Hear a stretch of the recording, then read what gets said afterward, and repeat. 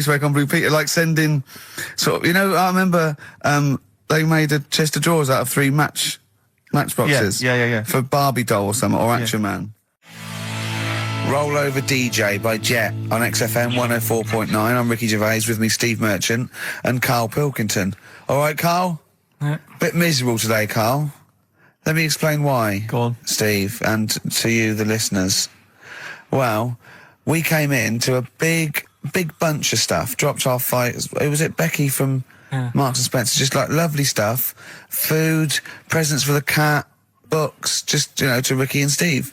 Ricky and Steve who do the show, right? Ricky Gervais and Steve Merchant. GQ presenters of the year. Creators of The Office, right? Award-winning. Carl's looking over. I go, well, maybe, it's not for you, no.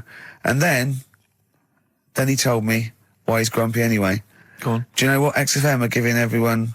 How long have you been here? About 6 years. What are you getting for Christmas from XFM? 2 CDs. Is that of your choice, or do they choose them? There's a list of about 30. Right. Tell them what you About chose. 30 CDs. I've gone for Kings of Leon album. Yeah. And the best of Bob Marley.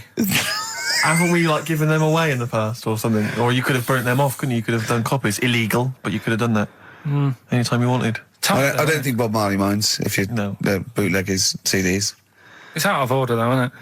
It is bad. Although Is that always the case? Has it always been the truth of all the time you've been here? No, it has been better than this. Yeah, although you do get paid quite well and you do have an easier time. Yeah, but don't give me the CDs then. If it was a milkman, you don't go, have 2 bottles of semi-skimmed. Happy Christmas. Yeah. That is a valid point. Do you know what I mean? Don't you complain? Who is it who made this decision? There's no point. No point, is there? Why? Just no point. I don't like moaning anyway, just... Ah! Has it come from up top? Is it like from the capital people? Just everyone. That's what everyone gets. Yeah. Yeah, but will Christian get 2 CDs for getting up at 4:30 every day for about 5 years? And keeping this station afloat. Probably. Yeah. So that's why I'm a bit fed up. What do you listen to first, Marley or Leon? Well, you have a bit of Marley. I'll tell you what Marley's good for as well. You'll go have a little beach holiday, aren't you, over Christmas, going to Lanzarote? Listening to that on the beach, you'll realise how wise XFM are in the long run. You know, you go, well, look, they could have given me 400 quid, right? Well, I'd have spent that. But this is, you know, the legend lives on. That keeps on giving. So you'll probably, you know what I mean? Think how much what you got to think of is how much all his great songs took, not only from the depth of his soul and, you know, all his sort of angst and knowledge and love, and then all the studio time, the marketing, and they're just giving you one that. They go, don't worry about that, Carl, just have it. And you go, what? All the time we spent with Bob Marley and everything. You know, have it, Carl, have it, Carl. And Practice. Yeah, have that. Thanks, well done. Carry on. We're still going to pay you for the work. Yeah. That's just something on top. Here's a little piece of Bob, free. Yeah, so don't moan, it's extra. So, they didn't have to give you it at all. Play a record, you ungrateful little swine. Some people, like the homeless, aren't getting anything this Christmas. This is my Except to favourite chill. Elvis Costello track of all time. It's Alison. This wasn't on the list. Right. Elvis Costello, Alison on XFM 104.9. So, that's it. Well, maybe, I'll tell you what, a good idea, Karl, just beg, just ask for other things. What do you want? What do you want for Christmas? You must have a big fan base out there willing to make you things. Maybe like a little, I don't know, gloves, pair of gloves. Just like Little woolly hat. If you want to send a necklace in for Suzanne, that'd be handy. Oh, yeah. That's what she wants. Is Suzanne listening today?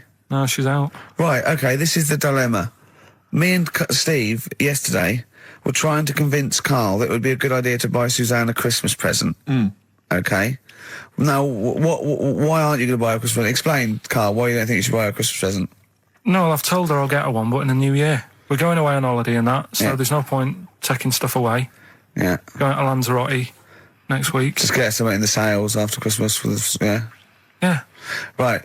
And me and Steve were trying to explain to Karl that she would love it if you bought her something on Christmas Day. Yeah, but she knows now. But Knows what? I've told her. So No, she's well, I'm getting going out. to tell you, do you know, right, this, dear listener, this was Karl's worry. I said, I bet she's got you something. and Karl was worried in case he got her something and she hadn't got him something. Yeah, he'd be livid. He didn't want to be down. He didn't want to be a present down. Yeah. Look at his face. So buy her a nice necklace. Don't spend, just spend £100, you know, just a little token. We're going away. We're taking her away on holiday. You're not taking her away, are you? What, you're paying for it, are you? Yeah. Are you really? Well, half and half and that. Right. So you're paying for you to go on holiday? That's good of you. So the gift is your company, really? She's done all right. She's done all right. Why do you talk like you're 60 years old? And you've been working down the mines? I don't know, she's done all right. Do you go over to her and say, Suzanne, you're bloody lucky? I mean... You've fallen on your feet. Look who you've got. What? I'm not sure she has done all right. I don't want to be critical, but... Oh, dear. So what are you going to get in the sales? What are you going to get her? Yeah, it depends. I'm thinking... I mean, I'll give her the choice. You can have Kingsley and old Bob Marley.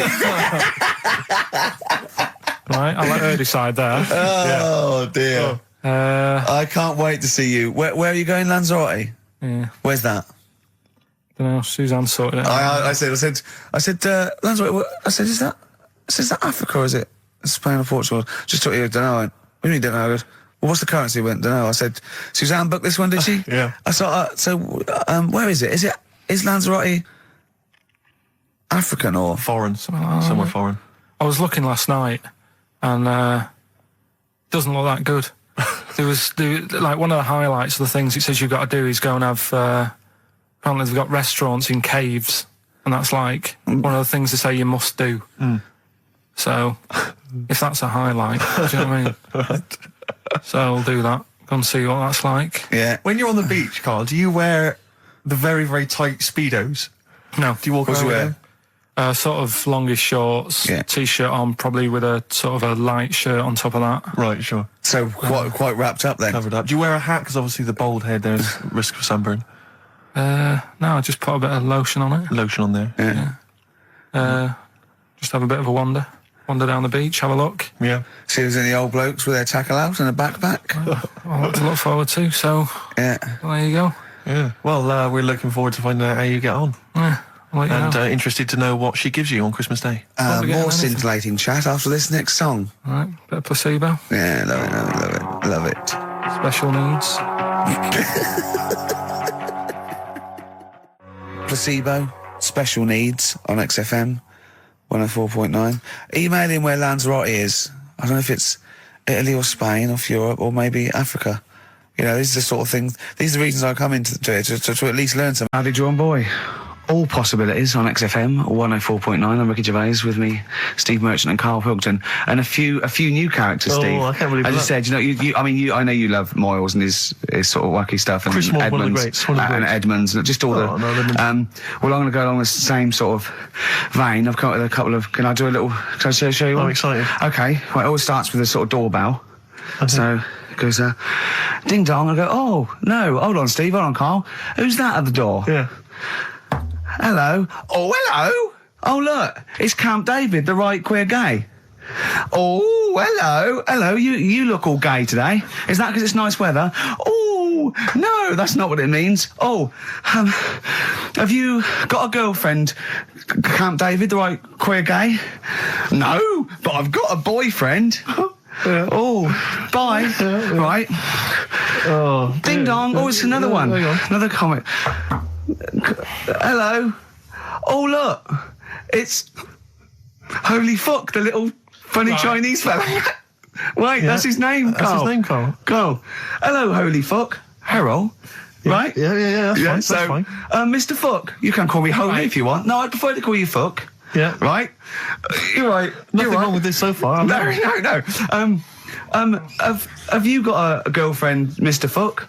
Achoo. Oh, you haven't got that SARS, have you? Yeah. Top No, that's my Right. girlfriend's name. See? Oh, Yeah. that's clever. Oh, just before you go, Mr. Fuck, I've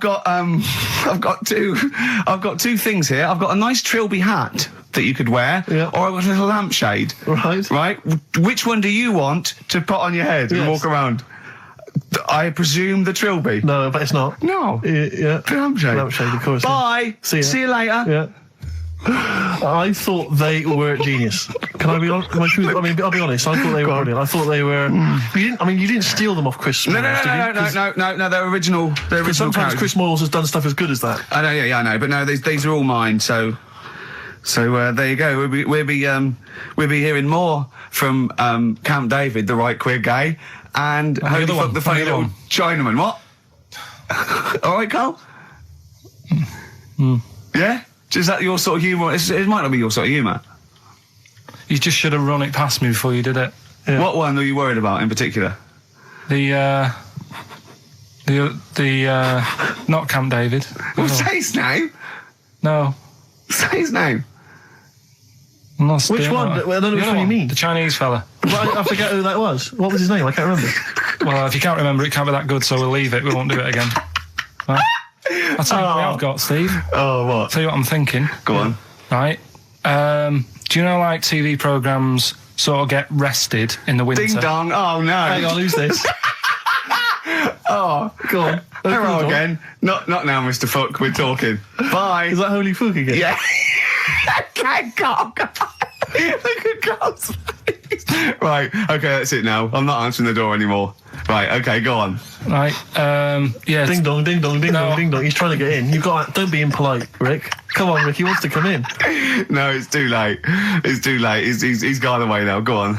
Right. Anyway, what I'm Nice hat. thinking is, Rockbusters coming back for a bit. What? What are you talking about? He likes my idea. He likes my characters. He doesn't like that idea. If I Go on, what, Karl? no, what? I was going to say if I came up with With what? Name it. with that Chinese fella What was his name for again? a I keep sketch, forgetting. you wouldn't have liked it. Let's do Rockbusters and see how it goes. I know you weren't a fan of it, but Hang on. Yeah, I but thought- to be honest, Karl, he dissed cheap as chimps, and we know that's a brilliant idea. Hang on. Sorry. We all agreed that Rockbusters was a piece of old toss. no, I didn't. I said it needed And that's why resting. we stopped doing it. I said it needed resting for a bit. I don't remember that conversation. What do you mean it needed resting? We abandoned it because it was appalling. You it started off as a nice idea, but you just gone crazy. None of it made any Let's play a sense. record and come back to this, shall we? What do you want to play? Bit of sugar. Oh, Yeah. Brilliant. That'll cheer us all I up. don't know why you were thinking of bringing this back. I'm genuinely worried about this. There's this thing. I don't know the full story. I don't know how it happened, right? But little Russian fella. Yeah. He was sort of having sort of emptying his bladder, right? And Yeah. somehow electrocuted himself. Right. And sort of did a bit of damage. How did he I don't know. some I don't live know. wires or Something something? like that. So Did anyway, it damage to himself or to an electric fire or something? no, to himself. To himself. Yeah. And so the doctor. Didn't slip and curling tongs went up his arse when he was pissed, because that's happened a lot in Yeah, we've all been hospitals. We've all shoved the old curling tongs up the arse when having a piss. Right. So I can't even be bothered. No, go on. No, we're interested. We're interested. Why, come on, we're interested. Don't You give up. can't be bothered. You get Mondays off. Do some work. Right. So anyway, so the doctor says, "Oh, it's not looking good. We'll have to take that off." What? I was like, Novectomy? Yeah. Really? But the funny thing is, right? Nothing funny about that. They've done. You're doing me head in. You're doing me Just head tell in the today. story. It's doing me head in. Oh, you can chill out on Monday. I've only got 15 minutes, but I'm going to talk to you every Saturday. I'm going to get the money's worth out of this, because you get Mondays off, and I can't bear the fact someone getting away with something like that, because it's terrible. So you're going to stick this out, or you're going to have to work Mondays. So take it on the chin, right? Okay. Just finish the story. Yes. I command you. Just do it. Anyway, so they said, he said, you know, will you be able to sort me a little knob out? A prosthetic No. cock, yeah. Yeah. But they put him out Yeah. for the operation. Yeah. He woke up, Yeah. right, and he's thinking, oh, thank God that's over and done with. Yeah. They've only grown it on his arm. What are you talking about? You twat. Shut the you're an idiot. What do you mean they've grown it on his arm? Apparently, like, that's the way they do it. Oh, yeah, but to then put it on, that wasn't a mistake. It wasn't Dr. going, did it go there?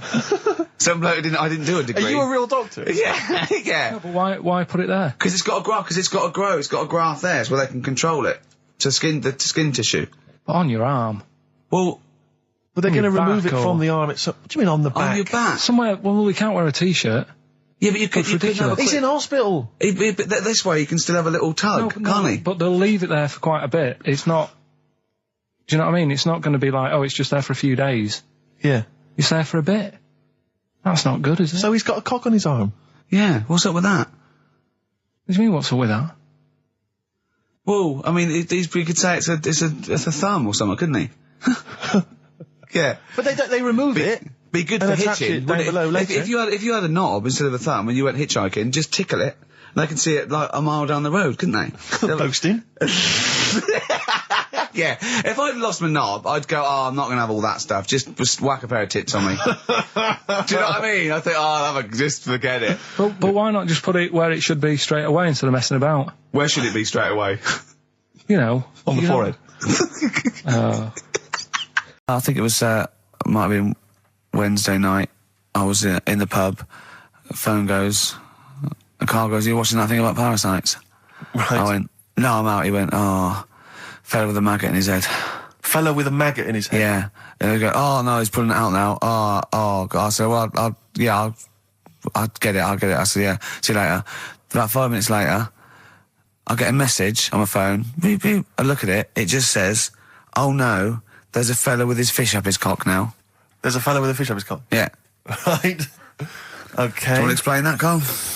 Is it one of those little ones that swim up if you're having a slash in the Amazon? Yeah. Yeah. That's weird, isn't it? But it was still, like, stuff like that. It started off with, What does the fish do when it gets in there? just sits there. Why? Well, what else can it do? No, but why does it go up there? Don't know, I didn't listen to that bit. There's a bit, it started off with a fella who had a bit of meat and got a tapeworm inside him. Yeah. And he grew it for however long, and then it came out at the end, it was about 7 foot long. On purpose? Yeah, he did it on purpose, yeah, for the programme, right? I think, yeah. Probably slimming, isn't it? Well, I was thinking that, could, you know, I mean, you're a fan of Waller, could he purposely have about 8 of them? What, Rick Waller? Yeah. It's a good idea. Because they were saying how they eat, you know, a lot of stuff when they're in you. They just eat all Well, of it. they take enough so you don't die, and nor do they, yeah. But, I mean, you've got to keep taking them out, haven't you? Because you'll still have the same weight, because it's got to go somewhere. So you'll have them in you. What you got to do is, like, let them eat your meal and then take them out. Do you think worm watchers will catch on? Yeah. So anyway, so that happened, right? And then, yeah, there was a woman with a maggot in her head. A woman with a maggot in her head? Yeah, she went on holiday, it got in there somehow. And, Stowaway. it it was massive. And the thing is, she had a hole in her head, and she's there being interviewed with the doctor, like, and you can see it just sort of sticking its head out. Like, do you know when you see a cartoon with a maggot in an apple? Yeah. And it looks around like that? Yeah. Why didn't they just take it out there and then? I think they could have done, but the doctor's messing about. It's like, well, it's good for the show, isn't it? And they left it in there. Right, that's libelous. Well, that is libelous. but I found it weird. Why not just grab it? Because there must be a reason. There must be one of those medical reasons that you don't really know about, Karl. Right. And another bit. This was the best one, right? Grab it. Right. There's this fella, and he was on his bike, right, Yeah. cycling to work or whatever, and he sort of sees this thing in the corner of his eye. Right. Literally in the corner of his eye. Or you mean he saw He just said he saw in his something. peripheral He vision? saw Okay, something, yeah. thought, what's that? Yeah. So he thought, oh, doesn't matter, whatever. And he stops off at a cafe, right? Yeah. Get a little scone, a tea or whatever. And he goes in there and he's sat down, and the waiter comes over. He says, yeah, what do you want? He said, I'll have a scone and a tea. He goes, all right then. So he goes to get it, comes back. As he puts the tea and the scone down, his face is like, what is that? Right? Like a look of frightenedness on his face, right? Drops the tea and legs it. So the fella's going, what? So he legs it after the bloke and goes, what? And he says, oh, something came out of your nose. That was massive. Sorry, something came out as a Nothing. guy This is all serving. true because people would have watched it. So don't start saying it Sorry, didn't but hang on, happen. I just need to clarify.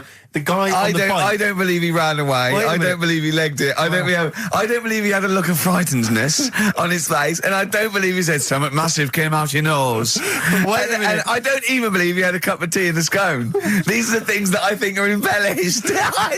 But who had something coming out of his nose? Was it the guy serving the scone? The one who was on the bike who ordered the scone. Yeah, but what it was came out it? of his nose. Yeah, what was it? Came out of his nose. Right. So he goes home and he thinks, I've got to sort this out because it's not good and that. So he But sat. what? No, it was out of his nose. So you mean it poked out of his nose? It didn't come out. It just said hello and then it...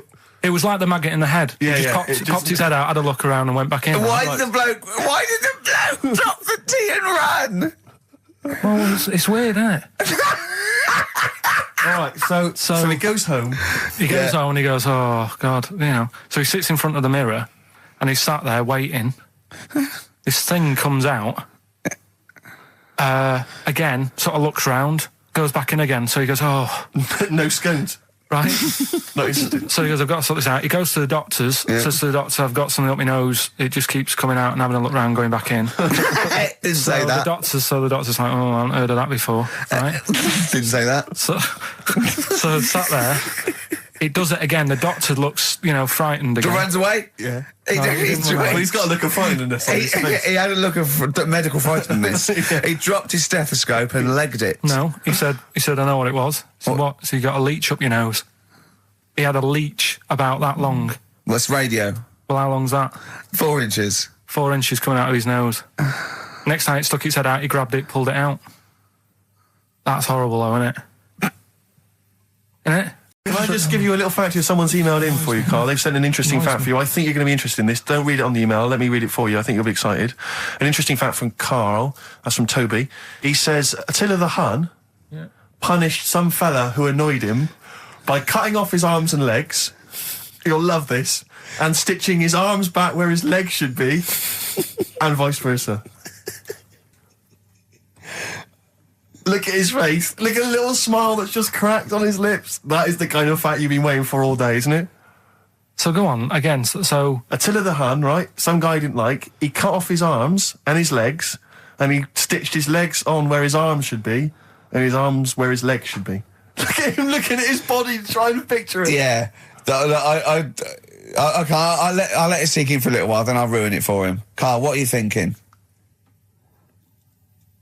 I'm just picturing it. Right, he would have died. It would have been tokenistic. There's no way that person could have lived through it. So it was just for Attila the Hun's fun. He probably put him on a stick outside his gate or something. There's no way in those days that he could have gone through complete limb amputation and... So would he have wore a jumper for pants? Yeah, go on. Yeah, this is a question. I was discussing this yesterday. This is not a bit of shit. This is not a joke. I genuinely have always been slightly perplexed, and we were discussing it last night. The notion of the birds and the bees. Yeah. Now, I don't mean, the birds and the bees. I understand now. Why they use the birds and the bees? Yeah, because, you see, I always, as a child, I assumed the bees were having some kind of relations with the birds. No. So what is there anything to do with the birds and the bees, or is it literally, just like a euphemism? It's just, the birds and the bees. No, but Do the birds do anything with the bees? No, not at all. It was where they just take them out? They it was where smooth them? parents used to sidestep the issue by saying things like, when a lady blackbird and a man blackbird, they meet, right? They make a little nest, and then because they're in love, they have an egg. Yeah. And that was it. I understand that. That makes sense. But why the bees? Why the birds and the bees? Well, probably, I don't know. I don't know. You see, within nature, forgive my ignorance, within nature there is no relationship between bees and birds, is there? No, not at all. No, not at all. Nothing's going on. But probably what it was, if the parent found it hard to say, daddy puts his penis at mummy's vagina, it was much easier to say, like in the insect world, billions of them queue up and just fill the queen with spunk for about a day. Sure. Thus avoiding the embarrassing intercourse. Exactly. That's what I think, Carl. What do you think? Were you taught about the birds and the bees? Did anyone bring that up with you? No, it was Carl? just in that class, wasn't it? When they put a video on. That's what we had. No, we had a film. And they just said, "Leo, watch that." And then I was What like, film "Right." though? Basic Instinct. It was just like, you know, two people, and all sat round the telly and watched it. One girl fainted. And they said, "Right, that's that. Next week, you know, prisms or whatever." And did it teach you everything you needed to know? Well, how much do you need to know? Yeah, true. No, true. Except one kid in my class still thought a baby came out of an arse. Afterwards, he didn't understand. I think what they should have shown on those videos is technique as much as anything. Yeah, I suppose so. Because yeah. it was largely just instructional. Wooing. Wooing. would be What it good. didn't tell you was how to get into a position where this might be of some interest. I'll tell you what we could do, Steve. You know, like Smiley Miley and that used to take the Radio 1 Roadshow out. Oh, man, that would be amazing. Come on, should we take it out? Hello, Bournemouth. Yeah, how many miles have I done? Don't care. No, Exactly. should we do this? How many miles have we done? Well, XFM's down the road. Yeah. 1, yeah. Should we take it out the road just so they can see Karl Pilkington? To be fair, though, I mean, you're not really keen to leave W1, are you? Well, we wouldn't. Right, so where exactly would we take the roadshow? We'd do it outside. Outside the building? Yeah. Right, okay. And what would we It's do? called a roadshow because it's in the road, and I imagine, isn't it? And we'd give away T-shirts? Throw in T-shirts, and then we'd have a Any old band. hat. We'd have band playing. What was that band playing tonight? I forget, something Diesel, was it? Yeah. See, instantly forgettable. I mean, that was my point, really. we could have them on. Yeah, great. Yeah. We'd get a couple of celebrity pals down. Someone from Big Brother 2. That would be ideal. Well, Josh, the other little gay fella. Yeah. He'd come on, just wave. Yeah. I'm beginning to like the idea. Yeah? Brilliant, yeah. So we'll have Josh, something Diesel. We're playing the Bull and Gates now, whatever it is. Yeah. Right, I'll throw out some T-shirts. Yeah. And then Karl will do a live Rockbusters. Yeah? Well, I don't know. Do you want it? I just think that ruins it slightly. It would just bring the whole afternoon down, Rick, I think. We get it sponsored by someone. Yeah? No? Well, I'm just trying to No, sure, inject a yeah. bit of... Read the prizes, what they would have done. There's a PlayStation game here. I guess it's maybe not been released yet. It's a little demo of that. What's this? The American Song Poem Anthology. I don't exactly know what that is again, but lots of songs on there and a couple of compilations, arbitrary compilations, the Club Anthems compilation, the best summer holiday album ever. Wow. There it is again. You've certainly sold it to me, Steve. The best air guitar album again. Brilliant. And an old edition of Only Fools and Horses. So, you really haven't put the effort into the prizes, Karl. So if that's the prizes, if that's the whole point of the competition, and they're the best prizes you could conjure up, in God's name, how bad are the clues this week? That's why he doesn't want you to do it, Karl. All right, we won't bother. Forget it. Doesn't matter. Good. Excellent. One of them, right? You know, Mount Everest. Go on. I need more. Right. Well, there's a problem Yeah. because people are leaving rubbish up there and that. And like people, whoever owns it is saying, "Oh, he's saying, forget this. They're leaving a mess and all that." But do you know why it's called Mount Sorry, Everest? what was that? That's one, is it? That's one. There's rubbish on Mount Everest. No, How many people go up there? Are we that's talking about people dumping old tellies and washing machines? Who's fed up? The Yeti? What are you talking about? No, I mean that isn't what I'm educating you. I'm just telling. This is part of the story. I'm just telling you. It's just a bit of context for you. Like they're leaving loads of rubbish up there. Well, they're not leaving loads of rubbish up there, are they? No, they are. They apparently. Not it's like right prams and washing machines and seagulls flying everywhere. I don't know. Anyway, I don't know. But anyway, do you know why it's called that? You know why it's called Mount Everest? well, it's called Mount Everest. I know the mount bit. It's because it's a large mount, and if you climb it, by the time you get to the top, you need to have a rest. And that isn't the educating bit. I'm just telling Well, it's you. not true. Well, we'll leave that. Well, right? no, Karl, in the name of everything holy, do you think that anyone named it because you have to have a rest when you've climbed it? Well, we'll see. We'll see what people say on email. But Well, that- it's definitely not. But anyway, that's one thing that I kind of thought that's interesting. I'll remember that. I'll teach Ricky that, so you've learnt that. Right, now. Restless Diesel. Please welcome to the stage. Restless Diesel. I mean, we've talked about it before. Band names where you just have to imagine you're supporting U2, Yeah. Wembley Stadium. It can never happen. Please welcome to the stage, And he Restless comes on and after Diesel. the first song he goes, Thanks, because great band before us, Restless Diesel. You hear a lot more of them. Exactly. Yeah, it won't happen, will it? Sure, they're a great band. I think. What's the tax on that? $5 in, is it? It's not telling us actually. But pop down to the open anchor. Maybe tell us how Restless Diesel was tonight. Yeah, just call in. Maybe call in on Christian show Monday. Just tell us how Restless Diesel were. We can make that a regular feature. Now, what's coming up on today's show? Well, listen, we got all the usual favourites. We got and some new ones. We got Monkey News. That's sorted. Carl told me. People are guaranteed Monkey News. He called in. He said, "I've got some Monkey News." Brilliant. He's done that. I had to make sure. Then we got that. We've got some great tunes. I've got a great song from Tupac, some Cat Stevens, some Jimmy Webb, some Thin Lizzy. Can I surprise you with something from Aerosmith? And a little treat from Evan Danberg. We're quite rocky today, aren't we?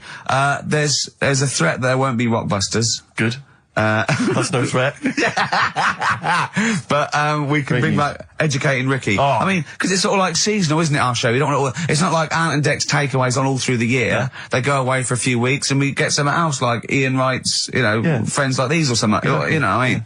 And so maybe Rockbusters, maybe not. Rockbusters on hiatus, but Educating Ricky always fun. If you've not heard that before. And I'll tell you what, Jane's Addiction, just because they rock as well, don't they? Oh, brilliant. XFM 104.9. Excellent, Ricky Gervais.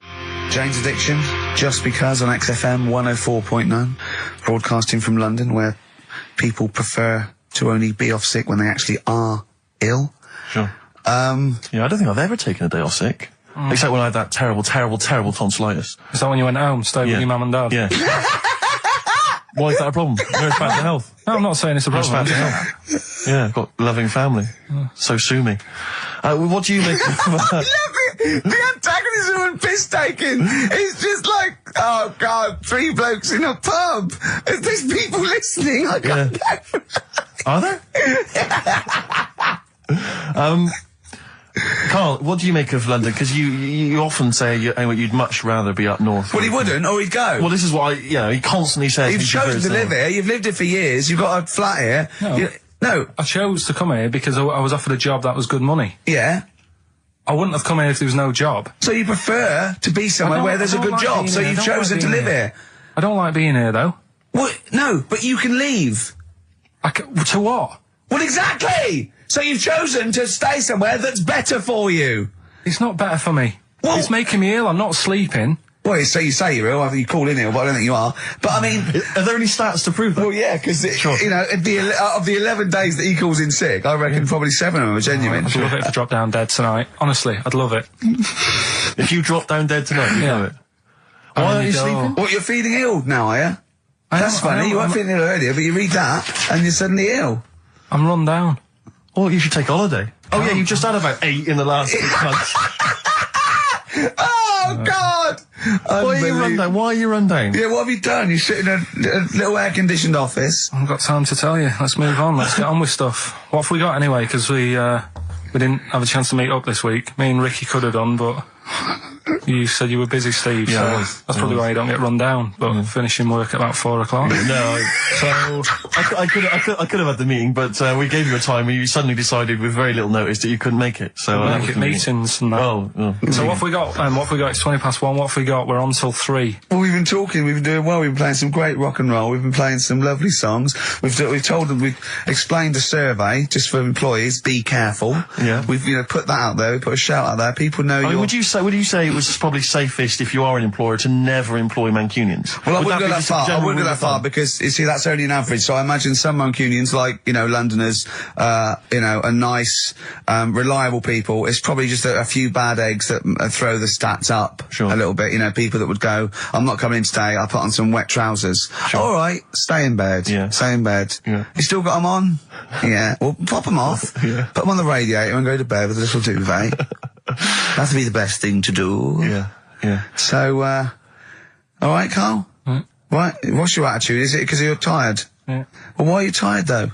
You weren't staying up watching those Channel 5 films again, were you? I'll tell you what, me and Steve were having a little meeting yesterday over lunch about, planning stuff for the show. And, Gary Kemp came up to me, started having a little chat about old times, and, I went, oh yeah. As he went away, Steve said, right, think of this. He said, Rick, don't take this the wrong way. Remember that sentence, don't take this the wrong way. So there's a right way and a wrong way. I could have taken this comment. He nodded to sort of Gary Kemp and went, he's aged better than you. I went, well, how could I take that the wrong way?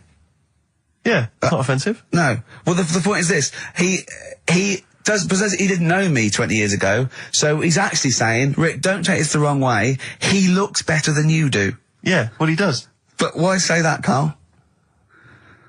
What? Did you really say that? Yeah, although, can I just backtracking for a second? I love the fact you said you bumped into Gary Kemp and you reminisced about old times. What old times did you share with Gary Well, no, Kemp? he came up and said, did we drop the pop together? I went, no, I did Razzmatazz. I said, oh, we did Razzmatazz. I think he was thinking, had he ever met me before? But he hadn't, because we hadn't. That's what I meant. Yeah. Yeah. And, but if you had to make an objective analysis... I wouldn't. I think that's out of order. Sure. I mean, you're always slagging me off, but apparently you can't make a value judgment on something else. No. I wouldn't do that. Well, because you're morally all over the place. You don't know where you're coming and going. Believe it. Sure, you should hear what I say about you behind your back. So, would you say you're better looking now than you were? Or... Than I'm what?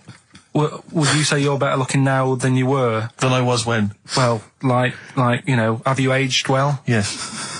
You've aged well? Yeah, I've kept my looks. Bit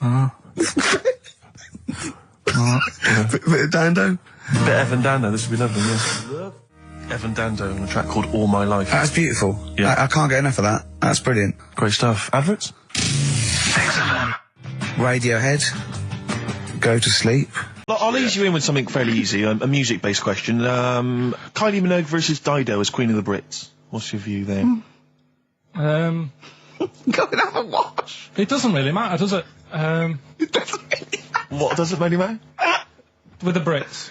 I was watching it the other night, and I think Kylie will be a good-looking old woman. Do you ever do that? Sort of Steve, I want to celebrate with you. Every time he opens his mouth and says something like that, I want us to open a bottle of champagne. I know what you mean. Do you know what I mean? It's sort of like we did that. Yes. No, do you Go on. do that though? Look at people, and another person who springs to mind, Jenny Powell. I don't think she's that good looking now. Who's Jenny Powell? Is she that girl that used to be the assistant on Wheel of Fortune? Yeah. Leslie. Yeah, I think she's a bit over the top for a young woman. But when she gets older, I think she'll look... Be a bit of a stunner. Okay. So for you, Kylie, whereas you don't feel that about Dido, is that right?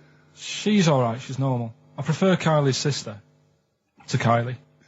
She looks, I can imagine her being hard work to live with and Who, Kylie?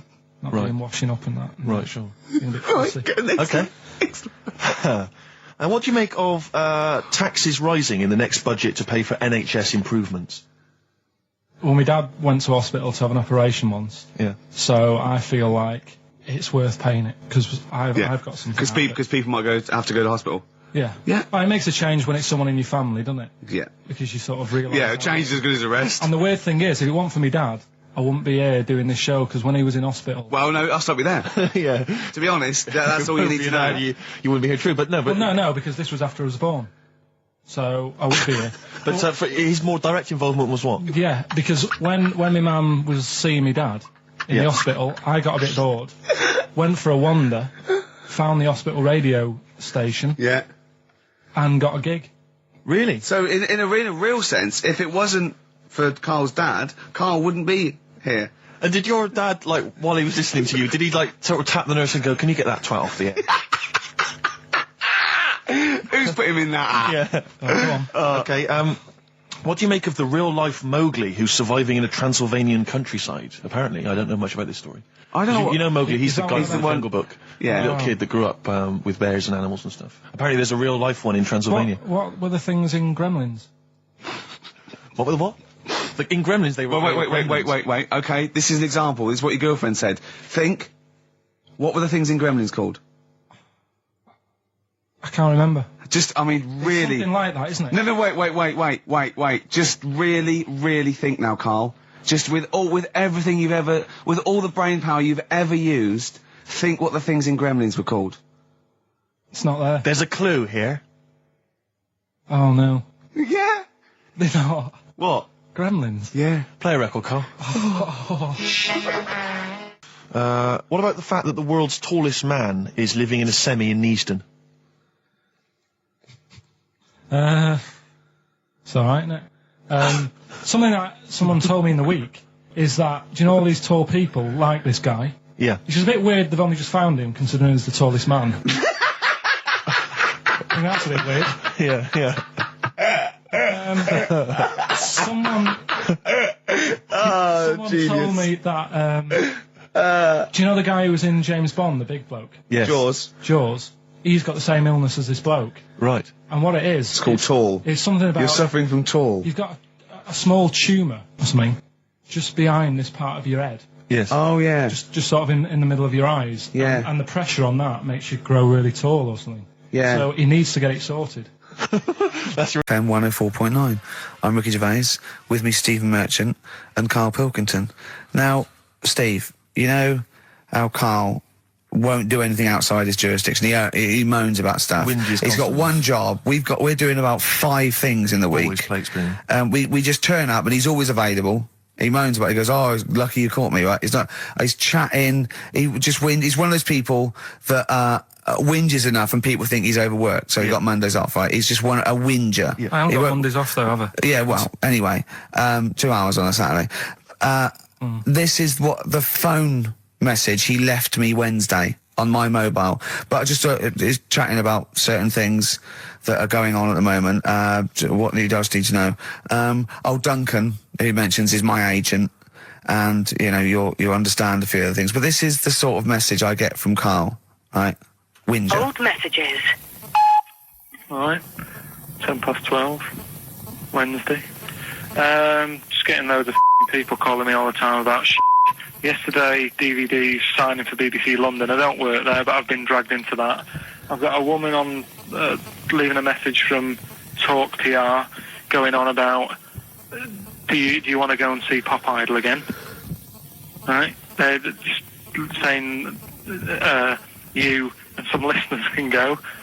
So I'm sure you'll love that. I've got Jim Benner wanting you to introduce the tin buckets at the Astoria. So can you just let Duncan know that I'm doing his job whilst he's sat on his arse with his thumb firmly up his arse? Can you let him know that I'm running around like a here sorting shit out for you? Alright, see you later. Message left at 12. Do you know what I mean? I know, but that's the kind of phone message he's leaving. Do you remember who he was before you... But he's even annoyed that he gets a phone call. I remember he got a phone call for you to do a voiceover and didn't pass it on. You missed a voiceover. That was thousands of pounds. No, I did pass it on though. I told you. You I said you said someone had phoned. Yeah. That's not good enough. But who's that? Well, she didn't say, and I didn't ask. But Of course it's not my she job to do said. it. She didn't say. Rubbish. So you didn't take the number down? Just when she went, "Oh, can you tell Steve to call me?" And you went, "Yeah." Yeah, well, I just thought you'd know her already. I should have known. It was a woman, so I should have known. He's having a go, you see? Unbelievable. I don't know how it's come back on me. You're the one who was picking on it. Yeah, exactly. I'm saying. I'm defending. Why is he having a go at But you? he never Because picks on Ricky because he knows you are his bread and butter. Seriously, do you know what I mean? The only reason he's got Mondays off is because you're still doing this show. yeah. That's why he's scared of you. That's why he's like, he has a go at you on the phone, but he always picks on me because he knows, you know, I'm a pushover, I'm a nice guy. He's scared of you. I can't believe, I don't know how it works. Is that true? Steve, I'm always sorting you out. I look after you. Sorted you out with tickets. I sorted you out with lager I got out. you today. Why are you picking on me? What do you mean you're sorting about tickets and lager? What's this? Right, whenever you want tickets. Yeah. Yeah, sorry, I don't want to use this as like moaning time and that because I don't like to moan. I'm busy and that, right? But I've sorted you out tickets for gigs. Yeah. Right? What somebody doesn't even turn up to. Yeah. We won't even go on about that. Yeah. Right? Lager. He was sorting out the Cure. He complained it was boring. Yeah. There was that big drum of lager that you had, and you said, "Oh, put that in your room for me, Yeah. because I don't want to carry it home." Right? Lazy. So I said, "All right, then I'll put it in my room." It goes missing, it gets nicked. Then you have a go at me because it got nicked. Yeah. I get you another one. You make me carry it around town for you for half an hour. Then you say, "Oh, I can't be bothered taking it home. Can you take it back to work for me?" Yeah. But interestingly, this is like a year ago, so it's still pressing on you. Oh, isn't hang it? on. And I forgot the one when we had an argument over 50p. When I went out You for a didn't want coffee. to give me 50p back that you owed me. That was the same day you'd given him about 40 quid worth of lager. But see, this is my problem. This was my point at the time. It's not the 50p in terms of money is not what's important. The fact that you think you don't have to give me money back because it's only 50p, that was the point at stake. It's me who makes a decision. Oh, don't worry about the 50p, not you. It's only 50p. I'm not going to give it to you. Do you know what I mean? There's got to be rules, otherwise it's chaos, Karl. Come on, mate. All right. I don't want to fall out about No, it. that's not all right. Should we kiss and make up? Do you want that? Do you want to do It's that? all right. Yeah. Well, should we play a little record and come back to this? Because I can't believe it started with you slagging him off, Rick, and I've ended... Georgie Part 1 and 2, remember? About the gay bloke. Georgie Boy was gay, I guess. His favourite song. Carl's favourite song. Yeah. Right? And I was going, "Oh, yeah, I remember that, yeah." I said about, and I said, did not intend to take his life. He just pushed it when he gets mugged and killed. Do you know what he said? Go on. I was sitting outside, I was singing on he went, well, as I said, they go out too late. They go out too late. He meant gay people go out too late.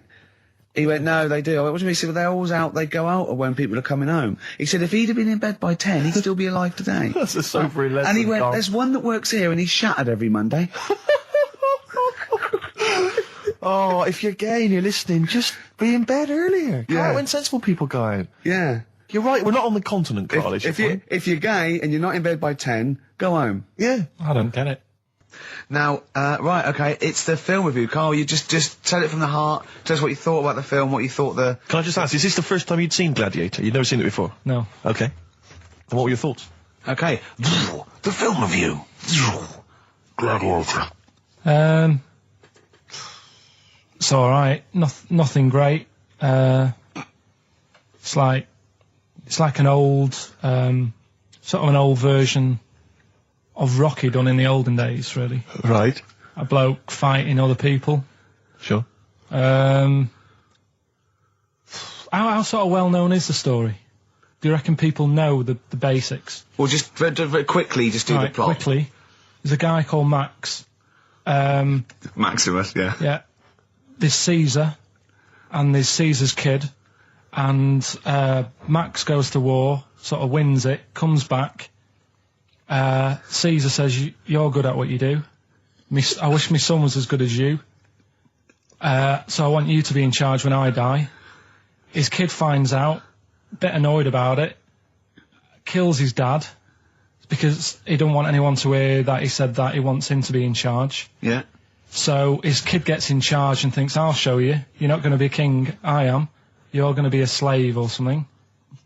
And then, next thing you see is... Sorry, can I just stop there? My only thought is the film's 3 hours long, so maybe we shouldn't go through the whole plot. We've done the first 10 minutes, but Yeah. go on. So, yeah, he's a slave and then... Yeah, but then, that was an interesting bit that I thought, right? I mean, I was watching this with a girlfriend, she was already annoyed because she wanted to watch Friends on E4. Okay. Yeah. It was a good episode as well this week. Was it? Yeah. Don't tell her that. Okay. Right, so she was annoyed and she said, come on then, put it on. And I got it wrong straight away because it says on the back 149, so I thought that was an hour and 49 minutes. It turned out it was 149. No, I thought it was 1 hour 49. Yeah. But it was 149 minutes. Sure. So it overran anyway. By 40 minutes. Yeah. So anyway, the interesting bit was where he was going across the desert on a horse. And I think to show you how long he'd been going across the desert on his horse, he's showing you a shot of the horse's knees and they were bleeding. And I just wondered whether that's what horses do if they run for a long time. Do you know? I don't. Good. Right, so anyway, so he goes on, he keeps going on like this. He's a slave, and then he has a fight at the end with the Caesar's kid, and he kills him. And that's how it ended. Okay, good. What did you think of it? Just generally, what bits... What do you think was wrong with it? Right, well, I've read up on it, and there's already a fact that is wrong. Right. Caesar's kid, he didn't actually kill his dad. His dad died of a natural death. Right, in real life, you mean? Yeah. Okay. And what's Caesar's kid's name? Comedian or something? I think it's comedian, yeah. Yeah. That's where the name comes from. When a funny person is called a comedian. 'cause He their name didn't actually get killed in real life by Max. No. He died by his sister poisoning him, and he didn't die. No. Are you saying that this is not a historical document? It's wrong. All over the place. Yeah. Well, in terms of... next week I'm giving you Braveheart, and that is actually true. That is factually accurate. I can't handle it. It is. It was a little Australian fella that helped him out. Just for people who watched it, you know that the guy, Caesar's kid, Yeah. he died. His sister tried to poison him. That didn't work. Apparently, he was a gay fella, and his boyfriend, who was a wrestler, strangled him. Where did you get this information? On the internet. I thought I'd look it up to see how much of it I actually got right. Yes. And that's what I read. Okay, so out of 10? 5. Really? Yeah. Okay. It's no good. I wouldn't get it out. And it's annoying the way it says, like, this film's got to be seen at the cinema, because I saw it at home, and I don't think I missed out on anything. Very good point. I think that's probably the point they're making, but yours is valid too. Doctors have removed a 4-pound baby boy from the stomach of his 7-year-old twin brother. Yeah. Alan Jan twin Niamatilev brother, was born with the freak fetus growing inside him. For 7 years, it lived like a parasite until a school doctor became alarmed about Alan Jan's bulging tummy and took him to hospital. Surgeons who gave him a scan operated immediately, unaware that the baby was attached to the boy's blood vessels and still alive. They saved Alan Jan from certain death, but knew the 8-inch fetus was doomed. So there we are. Boy pregnant with his own twin brother by Barbara Davis. That was in the Mirror, apparently. So I've read on, and all the facts are right. They took him to school. The parents didn't realise. And that isn't even this week's Freak of the Week. I mean, that's You still got to that for come. free. You got that. You can have that. That's the free freak of the week. Free freak. That's giveaway. That's like 13.5% extra. Yeah. You know what I mean? That you might get with hairspray or something. So that, I mean, if that's just the throwaway freak of the week, there are 2 freaks of the weeks there. If those 2 freak, I can't wait to see what the actual freak of the week is that people are paying for. Is it incredible, Karl? I'll tell you what, something else you can have for free. Go on. Another sort of freaky thing, right? I was watching this programme in the week. Right? What? I don't know what it was. But it was about, I just saw this little fella on it, right? What do you mean, little fella? He was doing this history thing, Oh. right? Yeah, I know what you mean. So is this he's found out that a Viking was a bit like him? Yeah, that's it, yeah. He was boneless or something, or he's... Well, that's the weird thing. What do you think of that, Steve? He's what? He's boneless? No, he was called Harry the Boneless or something. Yeah, but you know what you're going to get there, don't you? That's what I mean. Always have a name, Elephant Man, you know. Harry the Boneless. Where is he? You know what I mean? I'm meeting someone, waiter, what's his name? He's called Harry the Boneless. He's over there flapping around. Yeah. Yeah. Having some He's over revenge. there in the bucket, having noodles. That's what I mean. But, do you reckon you could do that? Do you reckon you could have your bones taken out? I love talking to him! He's brilliant, it's like talking to a 5-year-old. I was asking Suzanne when she was watching it, and she was like, ask me later. Yeah, brilliant. She wanted to know about, What did you said? You were watching this programme about history, right? About Vikings. Something like that. You turned to your girlfriend and said, do you reckon you could have your bones taken out? Yeah. I love that. What do you think? That is why you are my favourite What do you mean you think you can have your bones taken out? Firstly, why would you have your bones taken out? If you've only got a small flat or something, and there isn't much room, Yeah. right? And what I mean is, would all your organs still do the stuff? No, they wouldn't. You'd just be mush. Listen, I'll teach you something now, right? The skeleton, right? Spam. Yeah? Support, movement, anchorage. No, support, protection, anchorage, movement. Spam. That's what the bones do. Yeah? You couldn't stand up. You wouldn't be protected because they protect his rib cage, skull, of course. Anchorage, everything holds onto it. Every muscle is tethered to pull against something, like a crane, a pulley system, so you wouldn't be able to move at all. Do you know what I mean? So you'd be in a bucket. There'd be you'd die immediately, obviously. No, you can't have your bones taken out, Karl. I mean, why do you need to ask that question? Sorry, but Boneless Bob, or whatever his name was. Harry the Boneless. he presumably didn't have any bones. I mean, that's why he had that name, obviously. No, he did. No, he's got the name. Yeah, exactly. Freak of the Week's coming up now. Oh, cheeky Freak of the Week. Right, well, we've had some interesting things we've been looking at. This week, it's about the strangest couple that ever got married.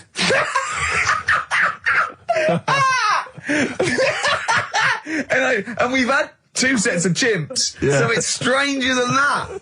Oh, it's not Dale Winton and Nell McAndrew, is It's it? not your parents, is it? Well, we're going back again to I think this is about 19... Something like that. 1940. Yeah, whatever. Yeah, whatever. Yeah. Not important. Strangest couple, a fella, right? He had the skin of a lizard. He had the skin of a lizard, okay. And the woman who he Which he married... used as a condom. The woman who he married. Yeah. Airiest woman ever.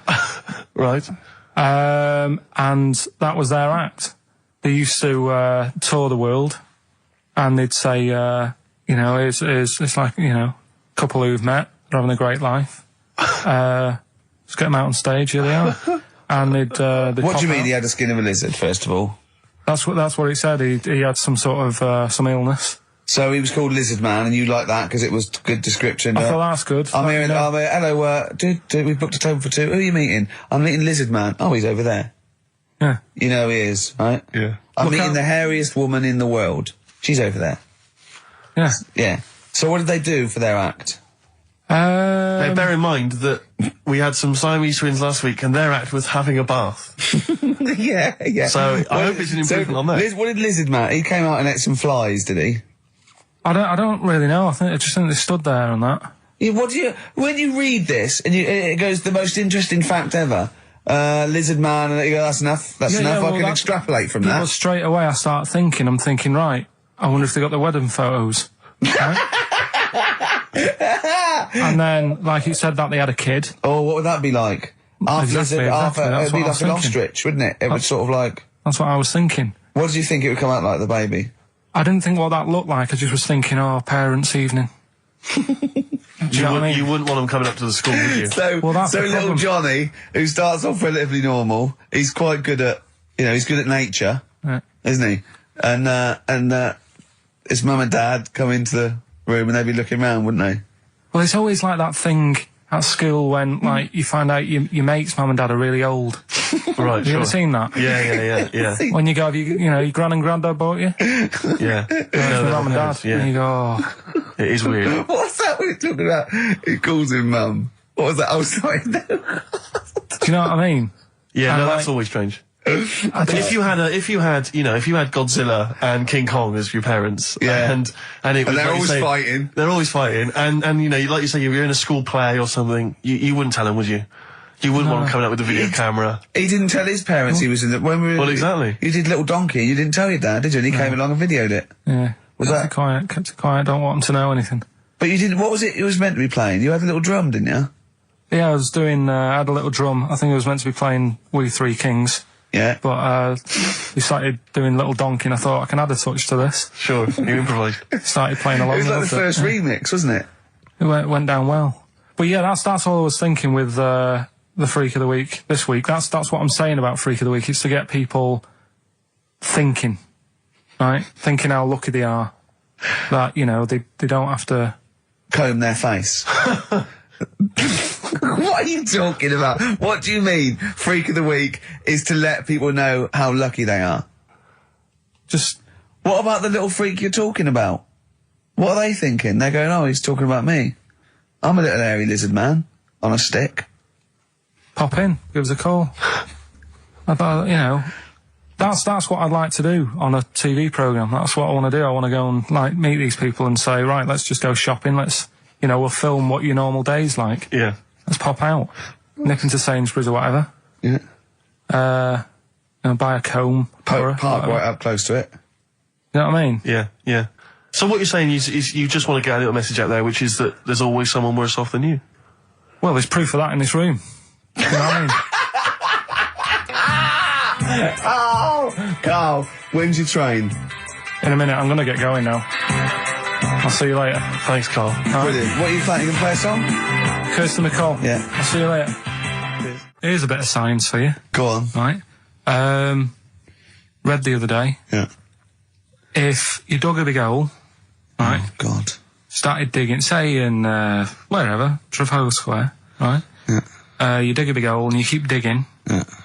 And you go right through the earth, Right. out to the other side. Yeah. So you're somewhere in Australia or something, right? Yeah. And then you come back again, come back to London. Right. Stand next to the hole, jump in it. Apparently, you can jump through the world in 42 minutes. It's interesting. But then I was thinking, will you fall? And then when you come out the other end, would you fall back again?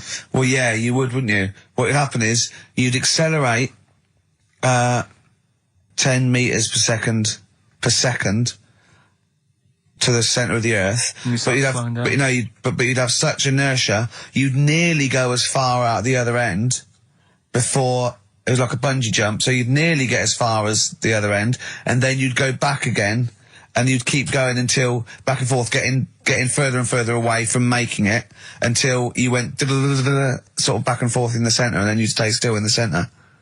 Have you drilled a hole through the earth? Get in touch. Email xfm.co.uk and just let us know how you got on. Did you get to the other side? Did you get to Australia? Did you buy... I'm a little bit concerned about your toilet discussion. What exactly is your point again? I was just a bit bemused. You see, it's a tricky one. All I'm saying is, right, there was at the pub quiz, I go to the toilet, not thinking about anything. I try to go, right, there's a little gay fella next to me. I love this little gay fella. Now, the weird thing is, there's nothing stopping him having a little glance, right, because he's allowed in the fella's toilet. Yeah. Now, I'm not allowed to go into the woman's toilet and have a little look round. Right. So all I'm saying is, should they have another toilet area? What, for gay people? Yeah. And so this would be gay men and lesbians?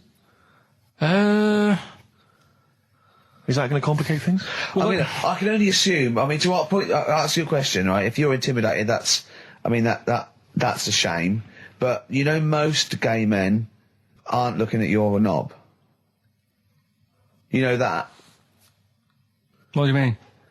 I can only say that 99.9% of gay men who use a urinal standing next to what they assume is a heterosexual man aren't looking at his knob. And what they're doing then? They're emptying their bladder. No, but the thing is, I can't talk. You're saying like, you know, about would you have one toilet for lesbian women and gay fellas, right? Well, does that mean? Would it be mixed? Would it just be? Well, would it have a man on one? That's heterosexual man. One little picture of a woman, there, and then what? What would the little icon be? A man and a woman? A man and a woman. Just having a chat? Yeah. In pink and dot But lines. you couldn't mix them, because then what would happen is you'd get people who are going, oh, I'll play up to this a bit. What, pretend to be gay? And yeah, you know, sort of grow a moustache and shave their head. And pretend to be a lesbian. Right. Yeah. So I see. So you know, people pretending to be gay so they could go in and have a look at the lesbians. Yeah. Right. So that would mean that we need 4 cubicles now, would we? Yeah. No, this is fine. 4 cubicles. So every pub How now... many toilets do we need? Every pub's now got 4 toilets. Oh, Karl, bisexuals. Yeah. Now, interesting. Bisexuals. How many toilets do we need now? Call the council. Will you use any? Huh? No. No, because they're interested in everything, aren't they? Because the little bisexual fella will be looking at your knob. Right, with them, Yeah. what you do, you just have a door, you open it, and there's one urinal there, so you can't get a queue. They have to sort of wait. I just thought that, well, why can't there just be a thing between the urinals so no one can look at anyone else's knob? Wait a minute. Just to go back to Ricky's point, what stops, even if we've got the toilet for gay men, what stops the gay men who want to have a look at your willy going in the regular toilet and pretending that they're straight? Most men don't wear gay across their No, head. exactly. They don't have a tattoo. There's no branding yet in the British house where they have to declare. So we're going to have to expand this. What so we've do all you- got to carry identity. Do you know cards. you can see a gay, can you? Coming a mile off. No? No, I'll just hold it in next time. No. Can you tell gay men? Do you know a gay man? I'd say probably if you did if you lined some people up and said point them out, I reckon I'd get. But hold on, we're not talking about people dressed in leather with the arse cut out and an handlebar moustache. Yeah. We're talking about, the everyday, No, non-seen. of course, no. Well, yeah, but I mean, suppose I put you in a room and there was 10 naked men, right? Yeah. And there's 5 gay men and 5 hetero. Could you walk along that line looking at those gay... Am I naked? No, you don't have to be naked. Why would you have to be naked? To catch them out. How would you catch them out? Don't go into it. Don't go into it. Play a record. What's the one, what's Karl's view on... Karl, what do you make of nudism? Who's that from? Let me just check who that's from. Sort of there's a time and a place for it. That's from... it's very difficult to tell. That's great, see? There's a time and a place for it. That is just brilliant. That is Dickie Bird. That's that sort of northern, confident soundbite. Wasn't it nudism? Time and a place for it. There's a time and a place Would you for it. do it, Steve? Would I do nudism? Yeah. He's not allowed. Not again. No, Yeah. It's not nice, is it, really? No, it's not. He's not allowed on any National Trust land doing it because he's caused the death of millions of starlings. That's true. There was something on BBC Choice the other night. It's a really short show. I haven't seen it before. Like an odd It's court not thing. a bloke eating cup of soup and then another short show, like maybe someone cleaning their teeth with Colgate, and then the really short show. What was it? Go on. No, what it was about this old fella who he's into nudism. And he was saying he's done all right. Did he out play of it. volleyball a lot? He said he's done all right out of it because there's not many blokes who are willing to go nude for modelling and that. And he's about 70, so it's not. Is there much cry for that, do you think? Is there much demand for a He's doing 70-year-old all right. nudes? He's doing all right for it. Sure. Good luck to him. And the odd thing was, you see, He had a corkscrew penis. he was just like walking around on a main road in like a the bar. seaside town. And Right. yeah, and cars would. See, that's not nudism, is it? That's mental illness. Yeah, he's just a bit dear. Yeah. Yeah. Yeah. So- I tell you, one of your favourite programmes, is it one of your favourite programmes, just that one with the hot air balloon? And it's Yeah, adventures. you love that, don't It just you? goes, it's like Oh, in you love Sydney, that. sometimes then it's at a carnival. His favourite programme when he was little, he used to watch it for hours, was that little girl by a blackboard with two toys. Yeah. He used to love You that, didn't enjoyed you? that, didn't you? You weren't raised as an experiment and you escaped from a laboratory. You had regular upbringing in Manchester and that. Yeah, I didn't go to school much because my mum and dad had a caravan. Right. And No need, is there? No need when you've got that sort of fun at home. I used to just go away for weeks. Really? Yeah. Is that true? Yeah, honestly. Where'd you used to go? Port Maddock. But And so you didn't go to school much? No, I did, but not as much as everyone else. no. How many holidays were your parents having? Oh, What loads. was their income that they could... No, my dad used to work nights, and he used to travel back, because to Manchester from Wales, it wasn't that far. And he used Manchester do- to Wales? He used to do 4 on and 4 off, so me and my mum were like loving it. But what Port Meredith? Port Maddock. Port Just Maddock, down the road from Port Merion, where they filmed The Prisoner. right? Oh, so that's cleared up for me. Yeah, Location-wise. so what did you do then? You were in this little 2-berth caravan on the back of a Cortina estate. Right.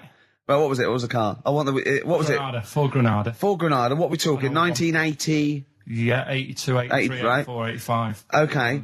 And you in the car down there, down there, park up. Yeah. What was it? What was Port Meredith?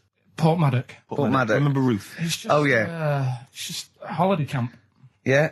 And had an arcade and a beach. I was loving it. Yeah. But so of the 52 weeks of the year, let's assume, I don't know how many weeks you take off normally for holidays anyway.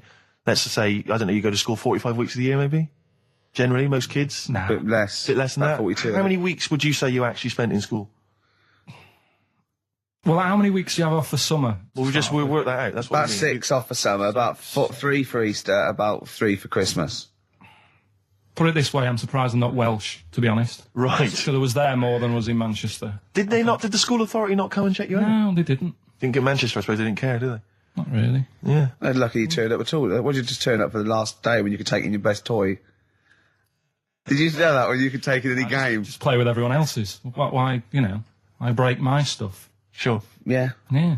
No, that's a good Well, this point. answers a lot. This does answer a lot. The fact that you spent most of your time on the beach as a kid.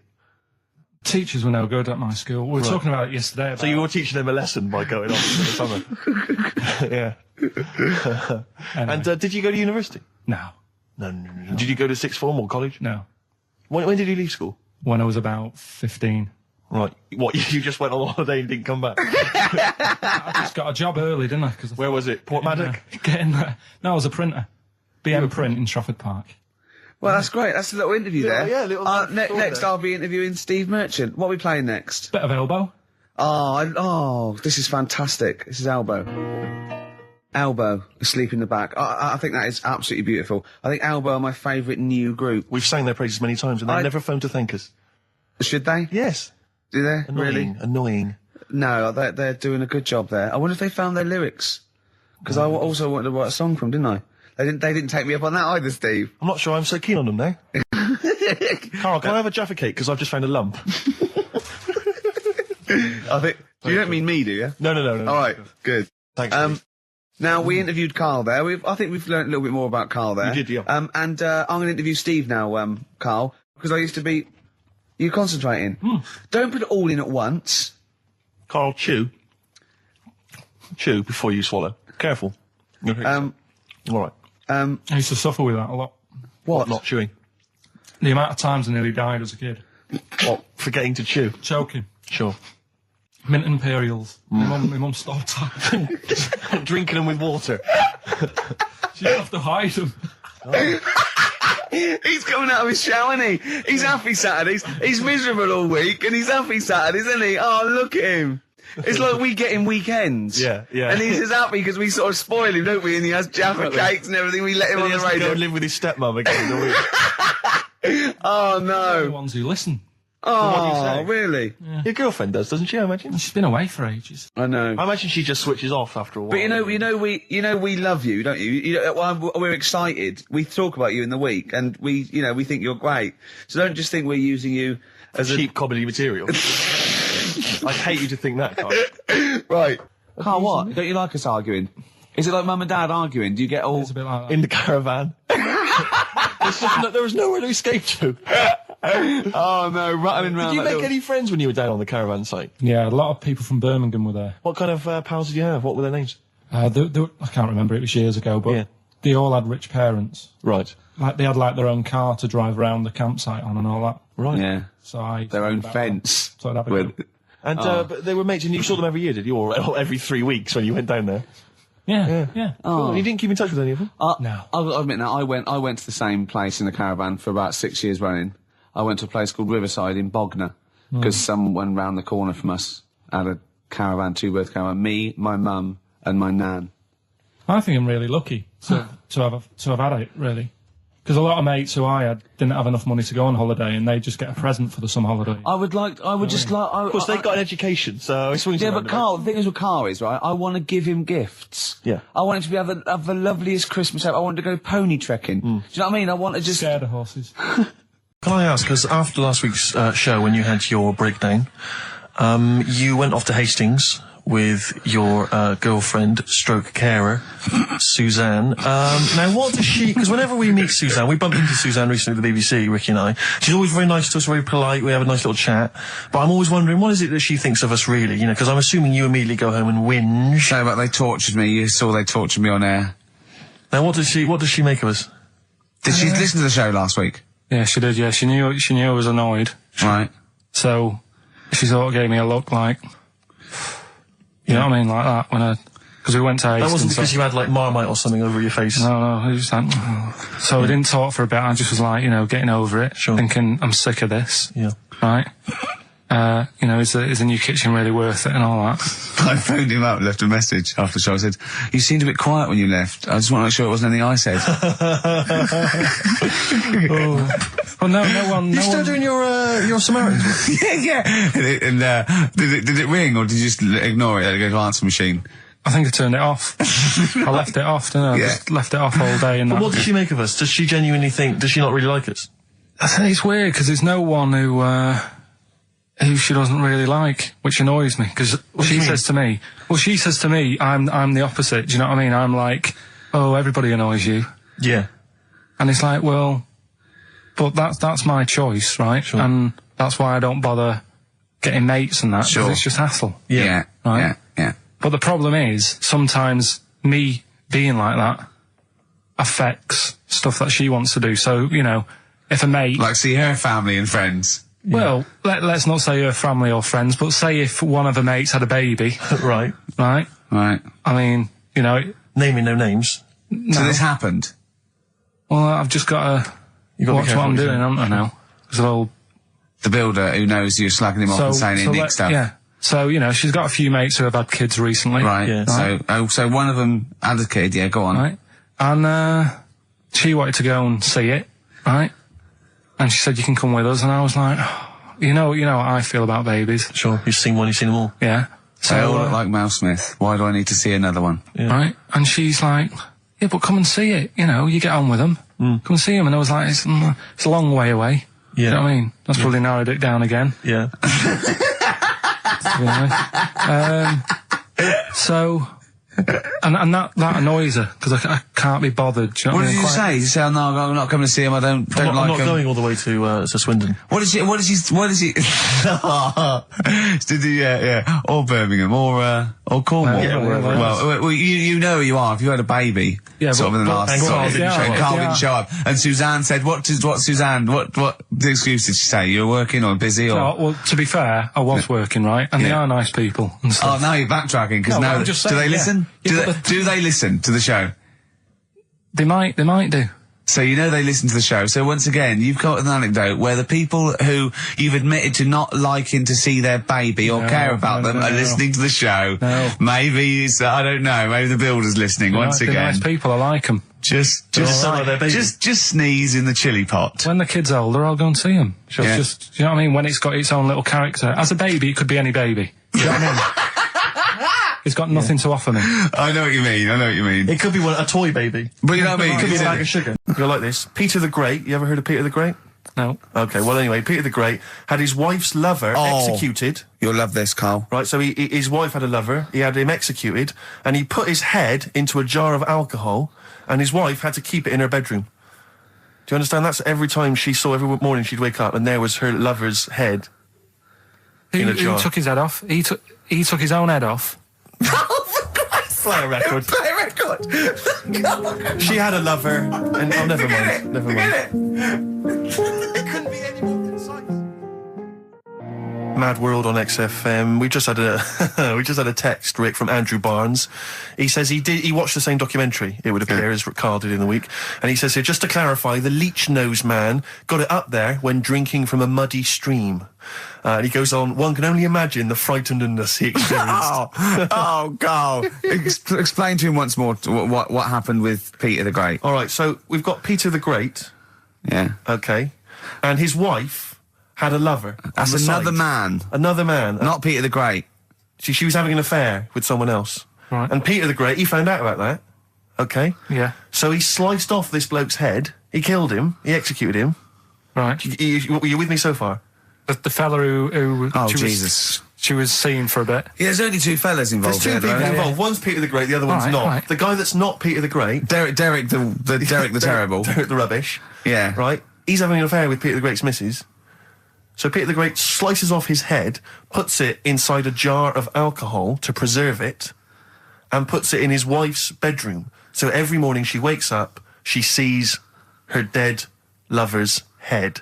You'd have thought he wouldn't have wanted to remember, wouldn't you? Oh. Best bury the head so she don't remember. Well, it was a reminder so as not to put it about. And did it work? Oh, I don't know. I love that. Again, that to me is an amazing thing to do. And you go, did it work? I mean, you've got quite an interesting mind, actually. I mean, you are, in some ways, really, really bright and intelligent. I love the way you think. You're one of the cleverest blokes in some ways that I know. I know it says I've got common sense. Well, Yeah. And that's more important than knowing about, But it's what you really it's like you follow the subplot, which is quite an interesting thing. Do you know what I mean? It's like you tell you a story, you'll always pick up on something that I didn't even think was an important bit. It's like you're looking out of the window all the time. So what's important about that head thing?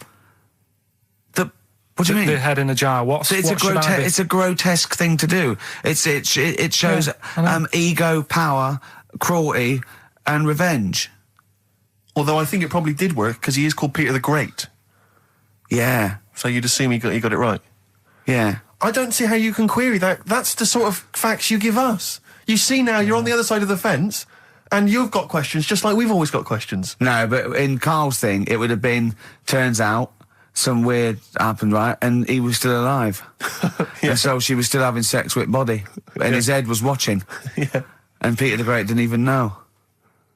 The ancient Babylonians had few... What? And just stop you there. What's a Babylonian? My head's gonna burst. What do you mean, what's a Babylonian? I've never heard of one. No, but we'll work out, what's an Evertonian? Someone who supports Everton Well, or from. from Liverpool Yeah, so what's a Babylonian? is from Baba. Yeah, well, anyway, some people from Baba ancient Baba, they didn't have very many doctors in those days, all right? Because they felt that illnesses should be left to the wisdom of the public, right? So if you were sick, okay, you were placed in the city centre, right? And then a passerby... Outside Baba. Outside Baba. And a passerby who had suffered from the same ailment or who had seen it treated in the past, they would pass by, they would give them advice on how to be cured. Do you understand? So there'd be no doctors, just people passing by would see, they'd say, what's wrong with you? And they'd say, well, blah, blah, blah, I've had the same thing, here's some advice. And pedestrians were forbidden to pass such an individual without inquiring about the complaint and prescribing for it if they knew how to. So hang on, so there's someone ill. Yeah. So Well, obviously that baby who had the kid who had a baby. What was going on there, Carl? that was weird. your- Did you see that? Yeah, that was going to be your favourite programme, wasn't it? Yeah, it wasn't that good in the end. Why? This is, you told us about this story ages ago, didn't you? Ages ago. I told you about that a year ago, about a baby that had a baby. Yeah, it's a bit different. The baby that had a baby, isn't it? Whereas a Siamese twin with a breach actually just developed inside him for just it wasn't even developing. It was a twin stillborn that just was enveloped in the other one's body. So it's a little bit different to a baby. What had a baby, isn't it? Yeah. Actually disappointed he was. Do you know what he said to me? He went, well, I thought it was going to come out and go, oh, bloody hell, I'm 7. What a waste of my life.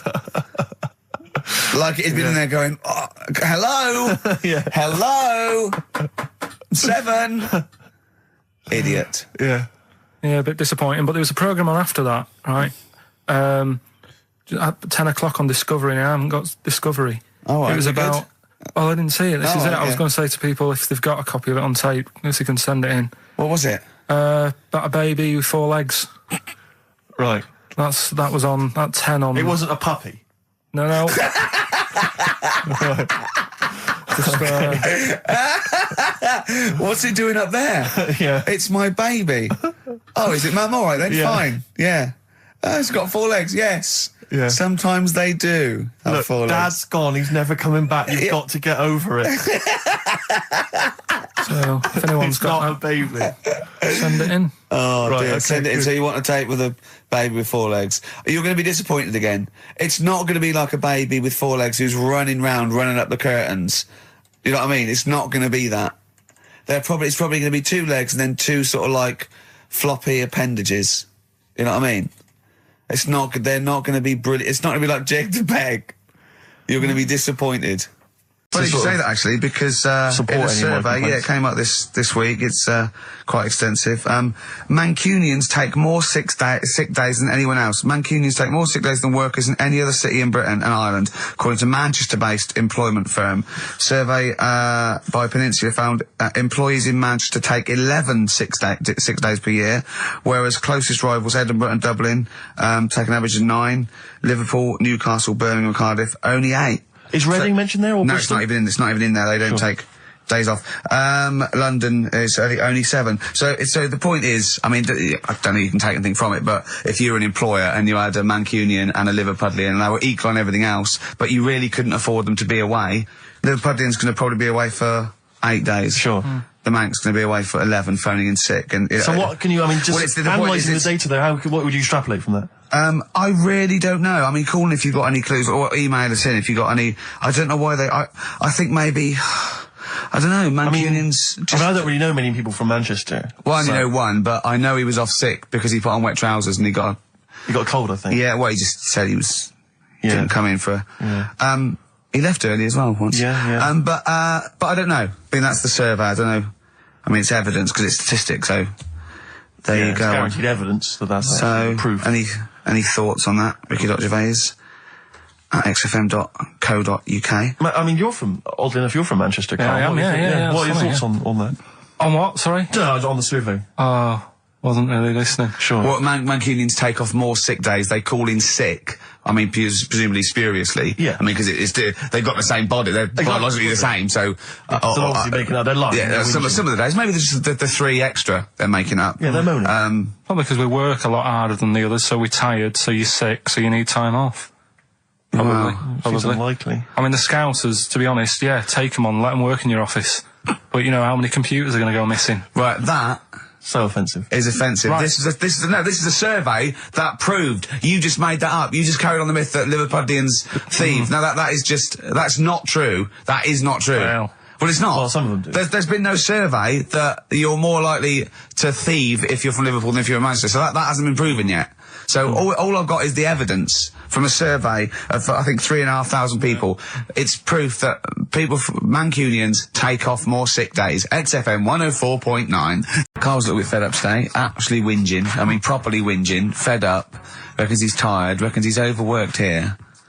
But, do you know what I mean, Carl? Everyone gets tired. Everyone gets tired. Everyone does the same sort of hours to you. What do you do? Sort of 9 till 6, 7? About 9 till 7, 8. Well, no, because a couple of times this week I've sort of met you for a drink about 6. So, it's funny, isn't it? That's But weird. some of the times I've come back after it, just for another 40 minutes or something whilst no one's around, try and get stuff done without phones going, without emails coming in.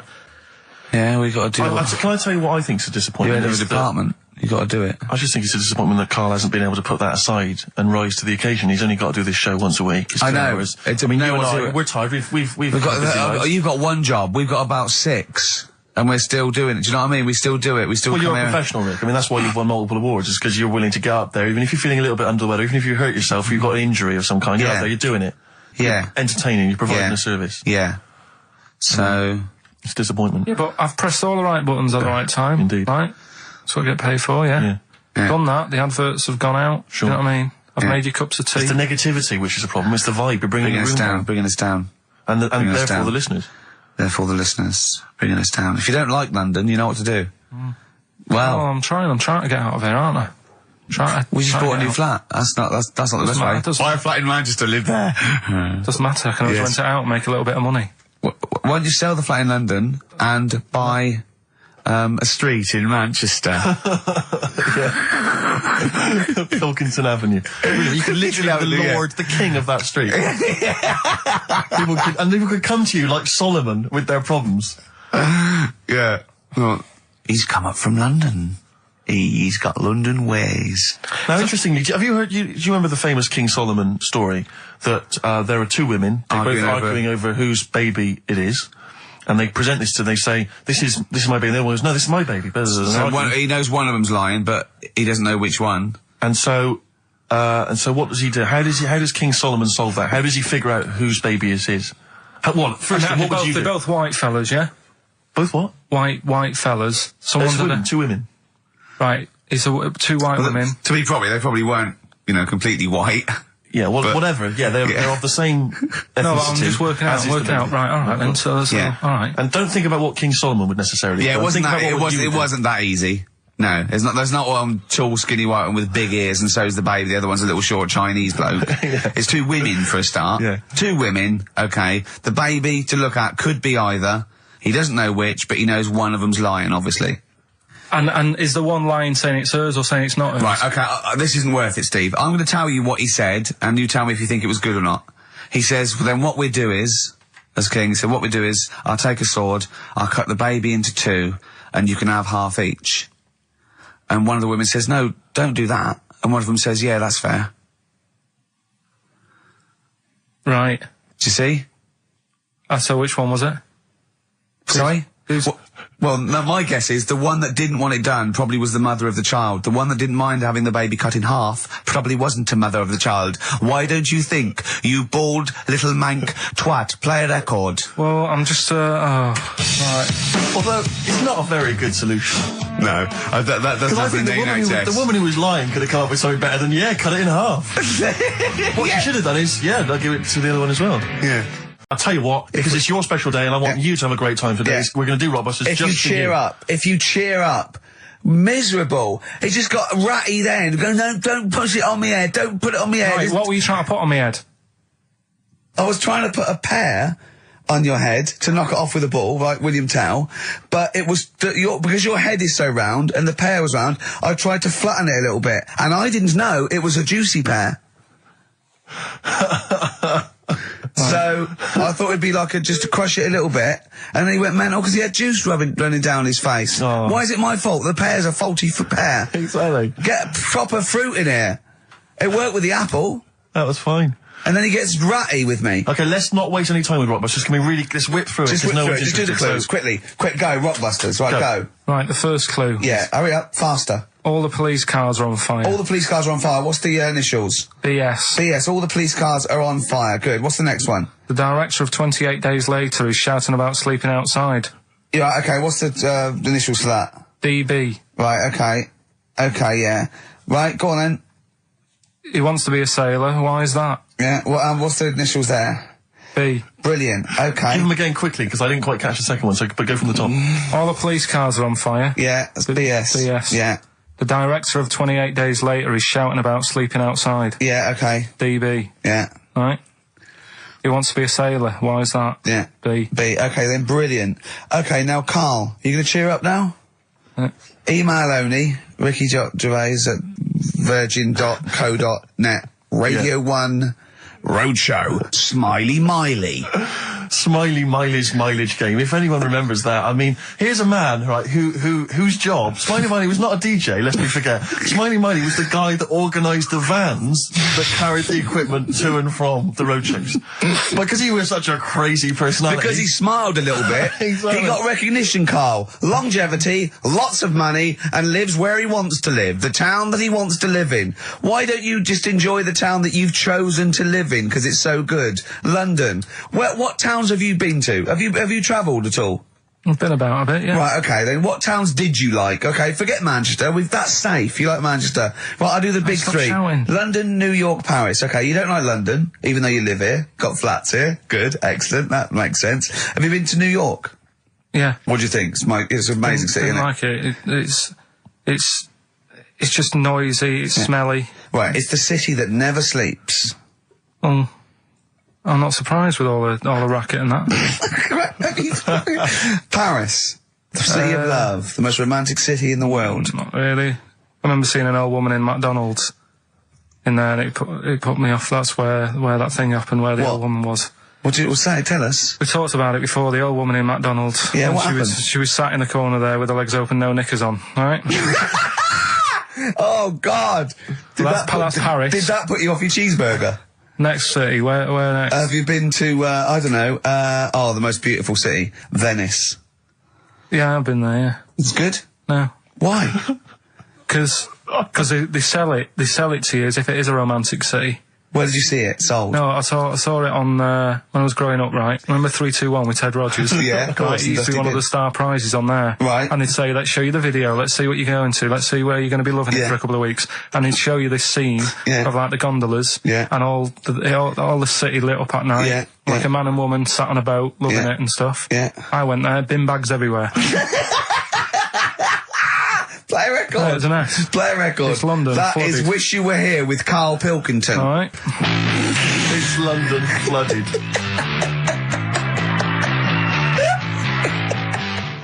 Black Rebel Motorcycle Club.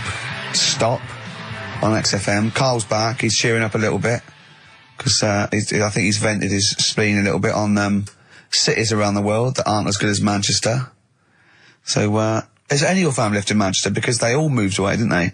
You came here. Your dad's moved to Wales, for Christ's sake. Well, your family are all around the... Brother joined the army. Get anywhere. Just take me anywhere. I don't know where he is. His sister's moved away, so no Ireland. Yeah. one... Yeah, there you go, you see? So, that's just one family. That's one family who love Manchester. Exactly. Alright? Tell you what, Steve. Go on. You know what I did find out in the week. Yeah. World record, right? Person with the longest trump, With the longest what? wind, fart, Right. right? 2 minutes 42 is the world record, Okay. right? Well, I'm immediately thinking about a relative of yours who I'm sure did longer than Who that. still lives in Manchester. Auntie Nora. Now, Auntie Nora did it for how long? 5 Reportedly, minutes, wasn't it? started for 5 minutes. But, unfortunately, she was the only person in the room. Whereas I think, which one's alive, Ross or Norris McWhirter? I don't know, actually. He has to be there. Yeah, I think he actually has to He'd be have to present. be there. Would you want to be there? Well, he'd have sort of equipment, looking at his watch, going, finish? You go, yeah. He goes, well, that was 4 minutes. Did she go from like a size 10 to a size 6? Did she show some old dresses? Like a hovercraft. Exactly. In a big dress. Yeah, Just slightly off. Yeah. So, it has to be invigilated. But again, you know, how was the Guinness Book of World Records one invigilated? I mean, who was supervising that? Who was He said, I can fart for 2 minutes. They went, well, we've got to see this. Went round. And, he just probably let it rip. It's probably circular breathing. He's probably sort of sucking in air and swallowing it as he's going. And it's a continuous one, isn't it? It's not like, yeah. I mean, it said, you know, that's how Nora's happened. Me Auntie Nora. She had a little bit of wind. It went on for like 2.5 minutes. Sure. That's when she called me ma'am. As it was still going on. And said, there's something not right here. I'm leaking. She said, oh, can you send your dad round? You know, my dad. Yeah. Sent to me ma'am. With a cork. And, with a lighter. Yeah. I think this would be the best one I ever. want to show the kids something. he said, I'll be there in a bit, get the windows open. But what it was down to, because I was talking to Is my she mum the and dad one with the about split it. tennis ball? Yeah. Can we not talk about that again? I was talking to my mum and dad about it, saying, you know, why do you think it happened and that? And it's because she never chucks food away, right? And she'll sort of mash it all up. And she's got all these ice cream tubs in the fridge that are just full of Cabbage like water. old mashed up food. Really? And she prepares everything. Right, she doesn't work, she's retired now, she's got nothing to do all day, but everything's got to be ready Still for her. calls in sick. Do you know what I mean? Everything's got to be done. Even though, if you're going round to her house and you're going there for tea, it's like, what time are you coming? And it's like, well, I don't know, maybe 5, maybe 6. Yeah, you're Well, no, late, I need because to you're know, late I when you need have to to meet know. us at 5 or 6. Do you know what I mean? That's what... So sorry, when you say she mashes up food, she literally takes the remnants of a dinner, could be sort of some... Anything. And just smashes it all up into a... Yeah. And then what does she do with it? Put it in the fridge, and she's got in the fridge, it's like January, February, March, she's got all these ice cream boxes that are just full of... But she doesn't... She reheats it and eats it. Oh, then she, puts I it in thought the she was pan. just keeping it as a No, souvenir no. of each meal she'd had. No, put it in a pan, warm it up. Oh, and that's what it grotesque. is, it's just... A lot of vegetation, is it? Yeah. Why has it only happened once, or does she save it up once a year, just let it go? I don't know. But she is mad, Yeah, she sounds potty. She doesn't answer the phone anymore in case there's a burglar. Checking if she's in. It's like, well, answer it and then they'll know you are in and they won't come round. Yeah. Mental. Mental. They can't be sure then, can they? What do you mean? Well, if there's no, I go, well, maybe it's someone just, they are in, but they're hiding. Whereas if Auntie Nora goes, it's Auntie Nora, we can she'll be farting. We can sneak in when she does a loud one. Because we'll be aware of the telly, what's stopping it? It's got a valance round it. It's got caught on the cat. So, have we got a recap on Rockbusters anyway? No, just has anyone got the right answers? Has anyone got the right answers? Let me just check here. Here's one from someone who just says, he's given an answer. Answer to number 1, I. Number 2, don't. Number 3, care. Right, okay, is he close? Has anyone got 3 answers? I can't find one with 3 answers. So, again, you've done something wrong, Karl. No, no. This isn't radio, play a record. There you go. Someone's got it. Give it to them. Fine. Okay, give us the clues again, we'll give the answers straight away. Yeah. No fanning around. Yeah, Right. it's really pointless. Number 1. Yeah. All the police cars are on fire. BS. BS. Yeah, what was that? I can think of something. Go on. Blazing Squad. Okay. Brilliant. Right. The director of 28 Days Later is shouting about sleeping outside. Yeah. That's Dan Yell Bedingfield. Right? Danielle We're never- Bedingfield. Right, we'll never let him do this again. I told you I washed my hands of it. I know, but I Why just did you thought... let him? Why'd you... Because he was grumpy. But this is what happens. Look what's happened. Danielle Bedingfield. That's what happened. The director of... So Danny Boyle, so Dan, right, all that for Dan, but shouting about being... Dan Yell Bedingfield, right? What's the last one? He wants to be a sailor. Why is that? Yeah? Beyonce. What does that mean? Beyonce. He wants to be on the sea. Play record. You're never doing it again. You I just can't- signed your death warrant. What have we You're done? never doing Rockbusters again. And if Monkey News about that, we'd ban that as well. We've And we're unleashed it. serious this time. So Joe in Catford. Stuff off to you. Oh, I can't believe what we've Look at done. him, he's even doing the shout out. There you won. Well done on that. What have we done, Rick? What have we done? Okay, well, we're going to play some of the best of, some of the greatest moments of the last 3 weeks Yeah. ever heard on XFM 104.9. What about this? Do you remember this one? Oh, which one is it? Alright, so, Here's the first bit. XFM 104.9, Ricky Gervais, Steve Merchant, Karl Pilkington. Tell us about this monkey, Karl. You're going to love this one, Steve, right? Yeah, so last week we were talking about how, like, a lad left his family because there was problems at home and that. He went and lived in the wood. He got airy, right? No. Leave it there, Rick. We haven't got time to go into Right, it. so... That's what happened. And that's what happened. He lived with the monkeys. He went airy. That's what happened. Looked into some other stuff about, like, airy kids and all that. Yeah. Came across this story about a bloke, right, who worked in a zoo. Oh, dear. Right? So... Trouble's brewing. Loving his job and that, but it's quite a lonely sort of job because you don't see many people. You're just dealing with animals all the time, right? So anyway, he gets a bit pally with a monkey because it's the closest thing to a human. Well, that ape is. Right. Yeah, but you can't really go that close to apes. They're dangerous. What do you mean? What type was it? Do you Just mean it was let a him tell the Was it story. a chimpanzee? I reckon it was a chimp, yeah. Yeah, it was You a don't chimp. even know, so It was that's a an chimp. ape. It was a Okay. chimp. Yeah, but it doesn't matter, does it? So he It's the gets story. pally with him. Right, so he gets pally with What, him. did they go on and holiday together? Well, no, I mean, it starts On the off. pool together. Starts off just checking each other out and probably sharing lunch and that together. Yeah. Right. Anyway, this goes on for a while. They're getting on well on that, and then after a while, right, the monkey starts sort of imitating him a bit more and sort of walking upright. Oh, God. Yeah. Right. So he thinks, oh, that's a bit weird. Anyway, they get on really better and what have you. So he thinks he could live at home with me. Because we're getting on the storm. Yeah. Right.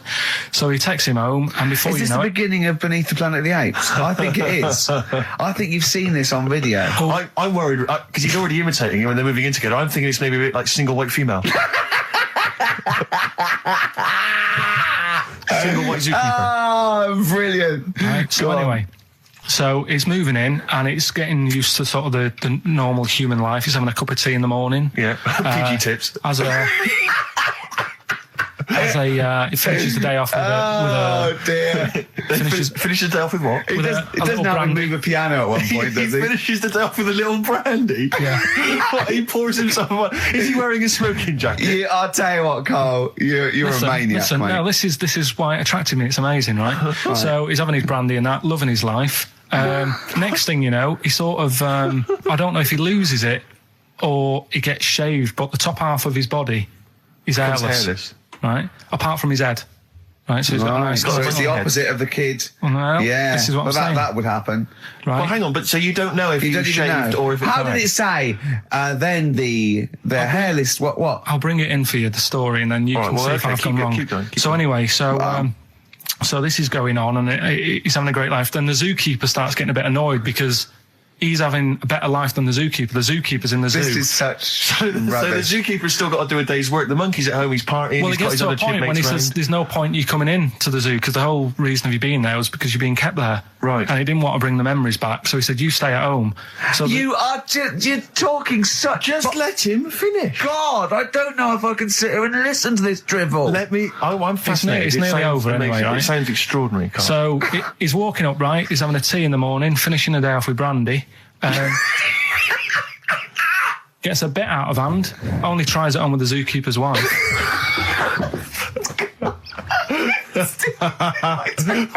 Make him go away, Steve. How does he do that? Well, because he's around humans a lot, he becomes a bit of a charmer. And But what is it that he could do to seduce her? Pick fleas out of her? he didn't say. He's But- built. He was built. Yeah, it's well done. so what about that? What do you mean? What about it, Carl? It's obviously not true. I don't understand how. I love the fact he becomes a charmer. He's got better taste in brandy. Exactly. And What was it that he was doing that seduced her? I don't know. Maybe because he was at home more than the zookeeper was. But what would he be doing, I Carl? love the fact that- He's not going to be talking with her. They're not going to be playing like, Trivia Pursuit. Maybe she liked the silent type. He didn't go into that. He just said that's when the trouble started. Carl, play a record. Right. I'm really glad. Stroke, he, she. Yeah, I'm really glad that the pop idols, Cliff Richard, Westlife, made it to number one. Bo Selector. Bo Selector. Right. In Turkey, Nice. it's not actually. That's where I went, and there was them little fellas after Suzanne in the kitchen. What? What do you mean? We stayed we went to Turkey. You went to Turkey and there were some little fellas. Well, they had quite a few sort of midgets working in the kitchen. Why? Is it a theme? No, Was it a theme holiday? I don't know. Might get them cheaper or something. Was it? So they were get them working, cheaper? They were working in the kitchen, and one of them fancied Suzanne and kept sort of eyeing her up, and she was winding me up saying, "Oh, Not eyeing up and down, just eyeing her up.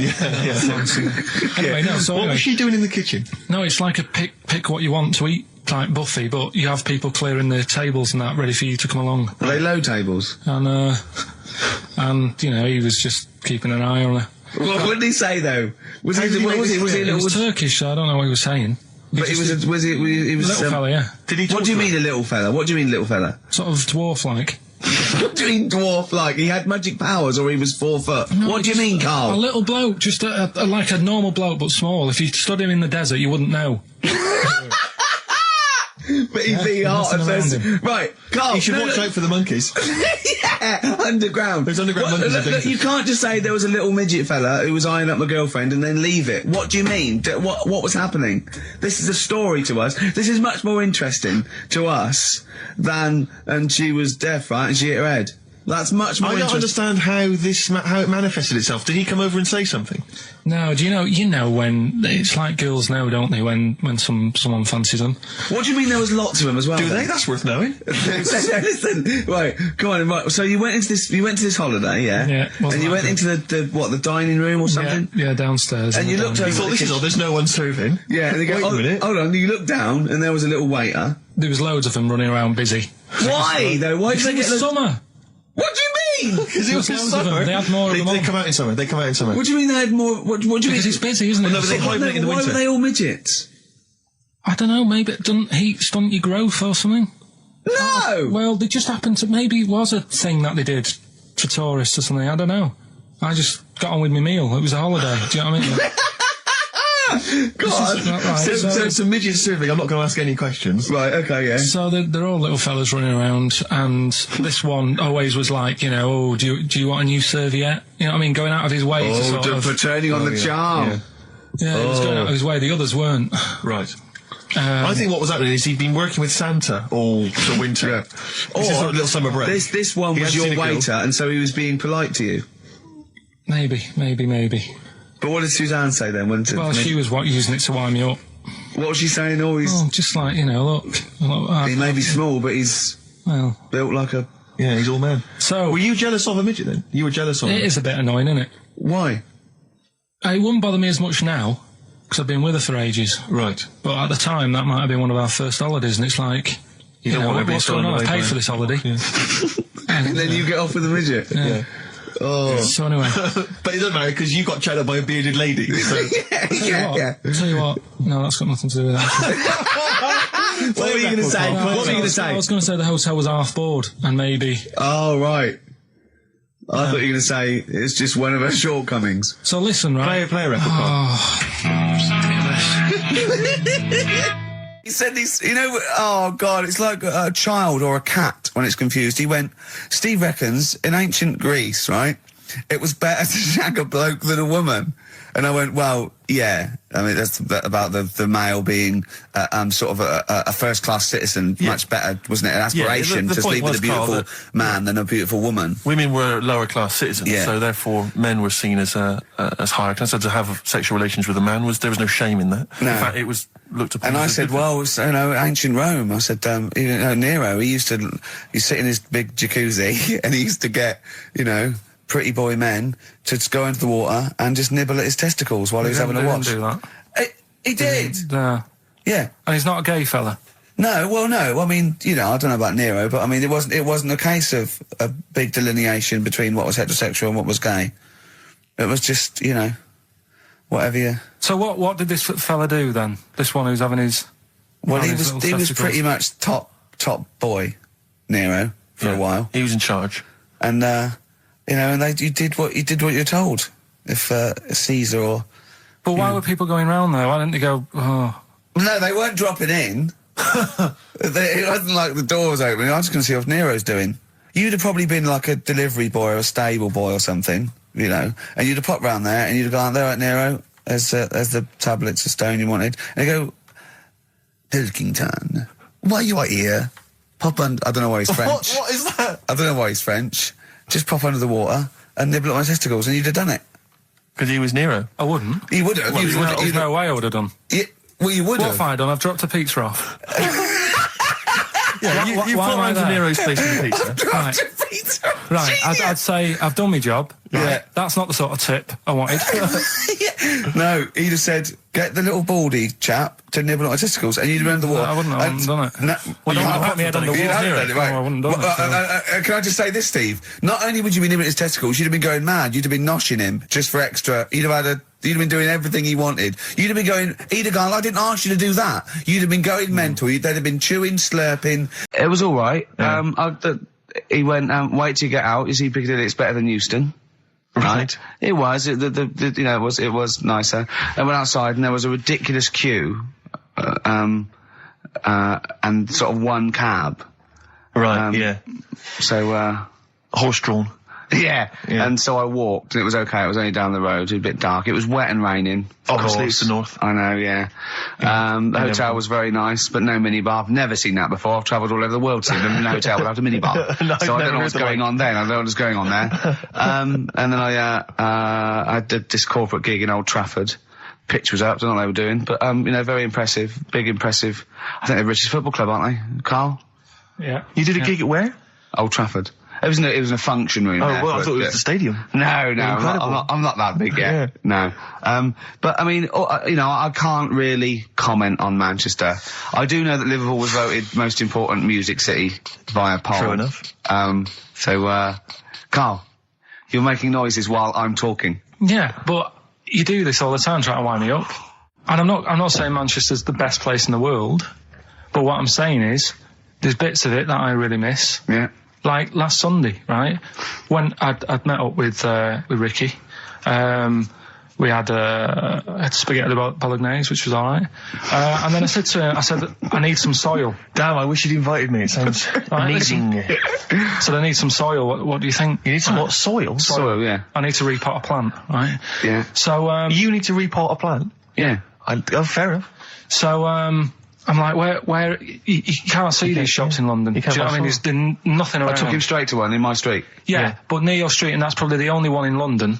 Well, you say that, Karl. No, it does annoy me. Round my way, it's like, You can't move for soil shops. You can't. There's earth. You can just pick up handfuls walking down the street. Yeah, incredible. Which People is- just lean over into someone's front garden. No, you Yeah. can take the plants as Yeah. well. No, Yeah. but what I'm saying is, Go on. Manchester, there's loads of decent hardware shops. Yeah. Here, if you got a panini and a latte or whatever, you can't move from. But for soil, I had to go virtually how many miles away from me to carry that soil home and stuff.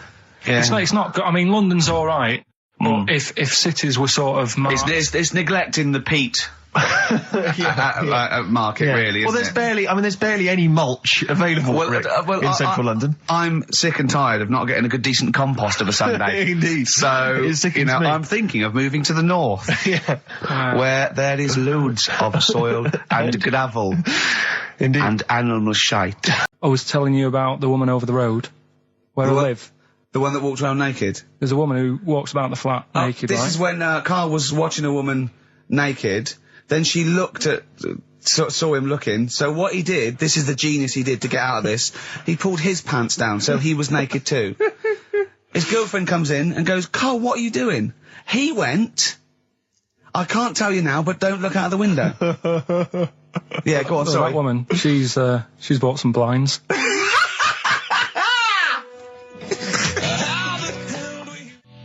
Nickelback, Sunday on XFM 104.9. How old's the bloke from Nickelback? He looks about 40.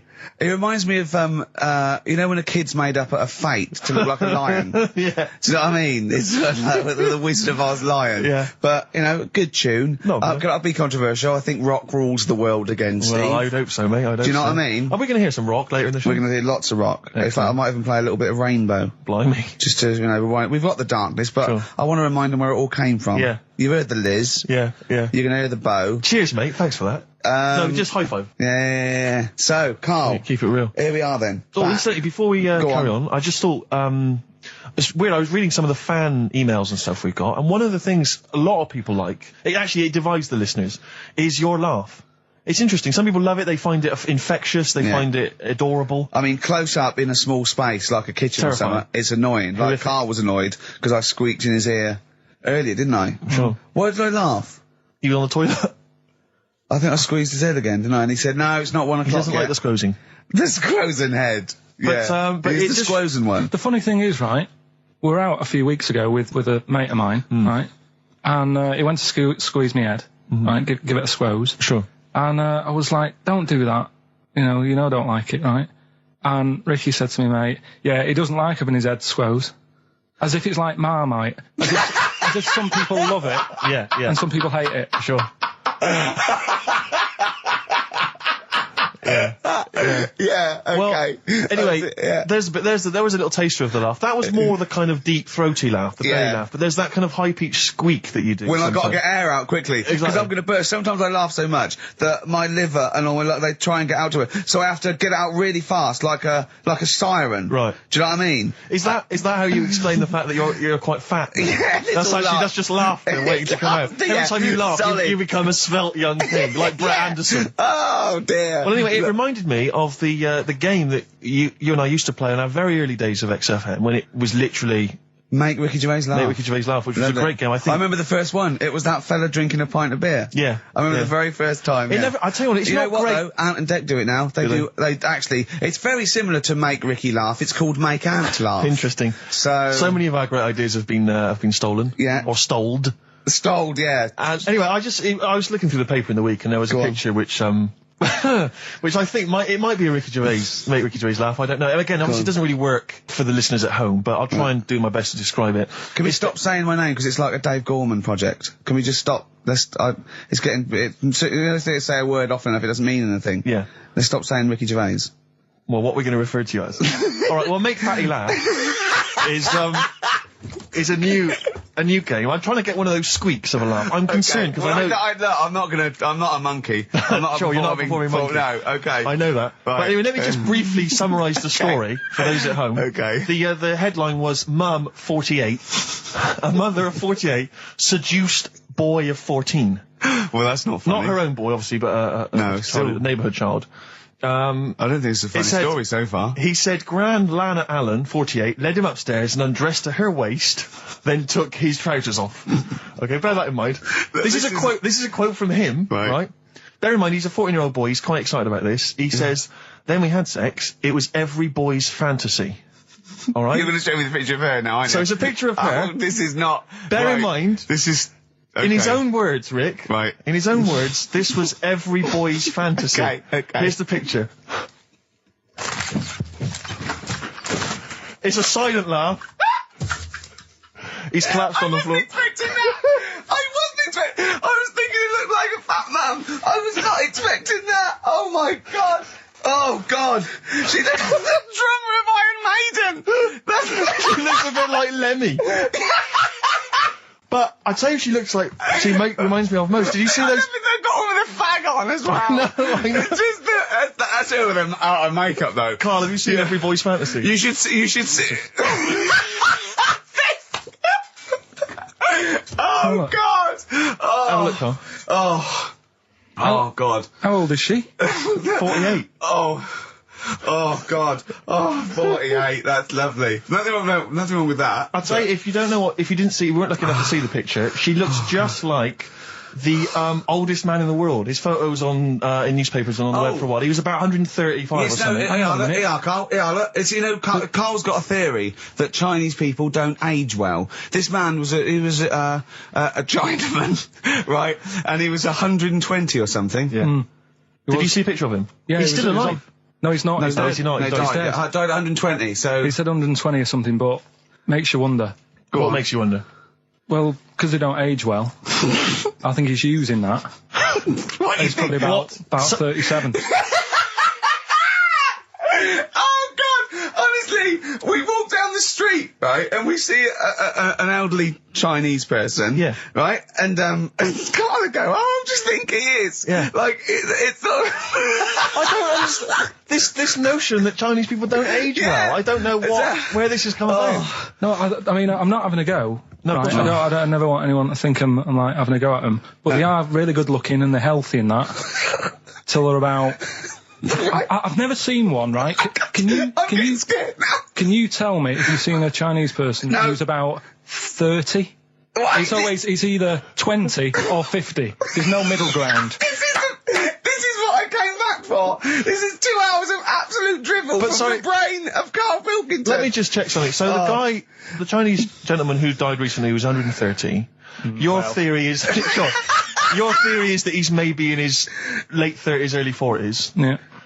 This is an elaborate conspiracy on his part, because obviously whenever they talk about the oldest people in the world, it is always a Chinese person. Yeah, invariably. they do, yeah. I mean, they seem to win that every year. Go on. So your theory is that in those small backwater villages in China... Ross McWhirter comes to a little village. They go, the Guinness guy's on the way. He goes, well, until recently, the oldest person in the world, how old are you? And they're so embarrassed, because they think they look about 120, they go, 120, they go, really? They go, yeah, can I have his birth certificate? No. In fact, I think this Chinese bloke it wasn't verified with the conspiracy because he didn't have his paper. I said, listen, I used to run the desk in the old days when I was like, I used to press the buttons and run the desk and everything. And now I said, listen, I've been on the telly, I do not press my own buttons.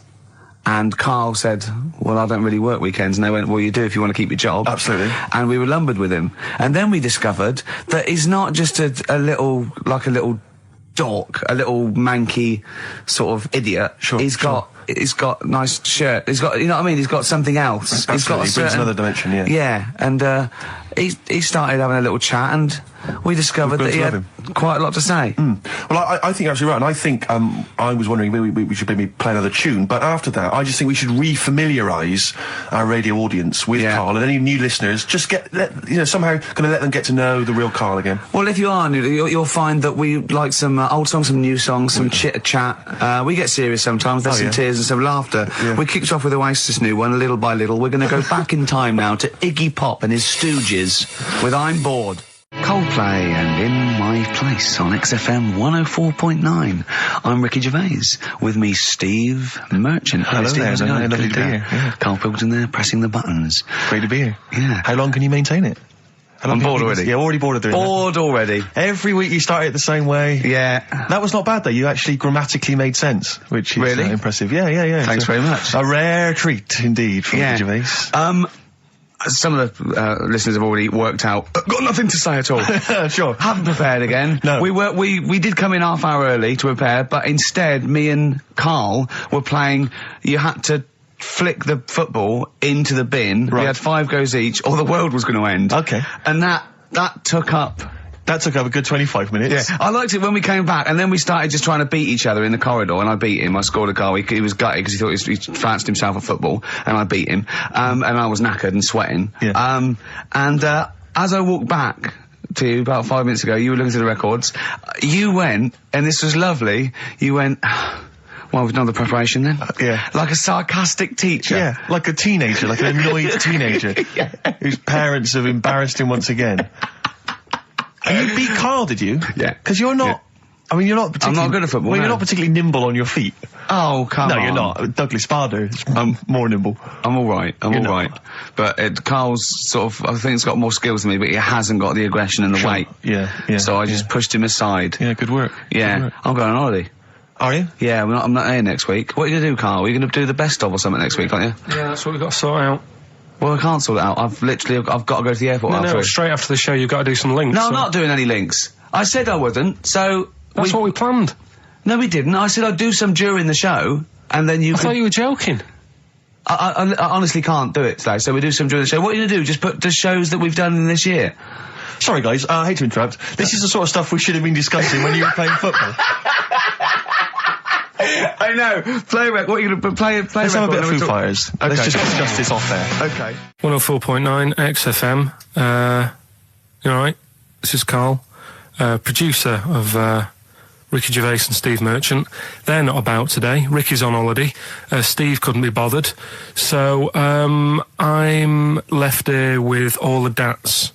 That's a digital audio tape of all the shows they've done since they've been here over the last year and a half or something.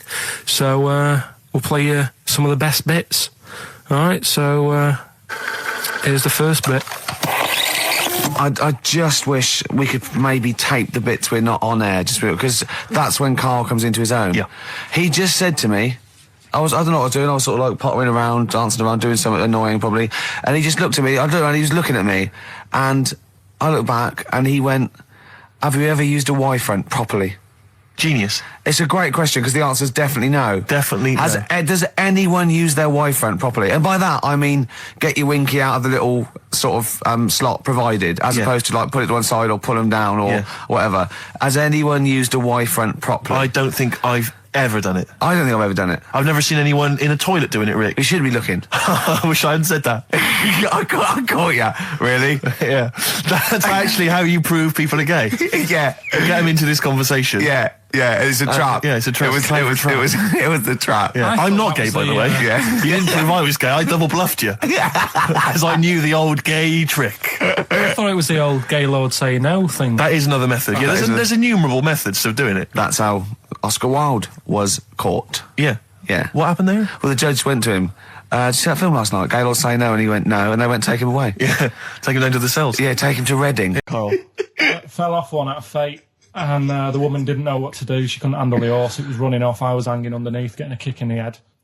No. Really? Now, hang on. What age were you? 'Cause this could explain a lot. I was about 6. That makes a lot of sense.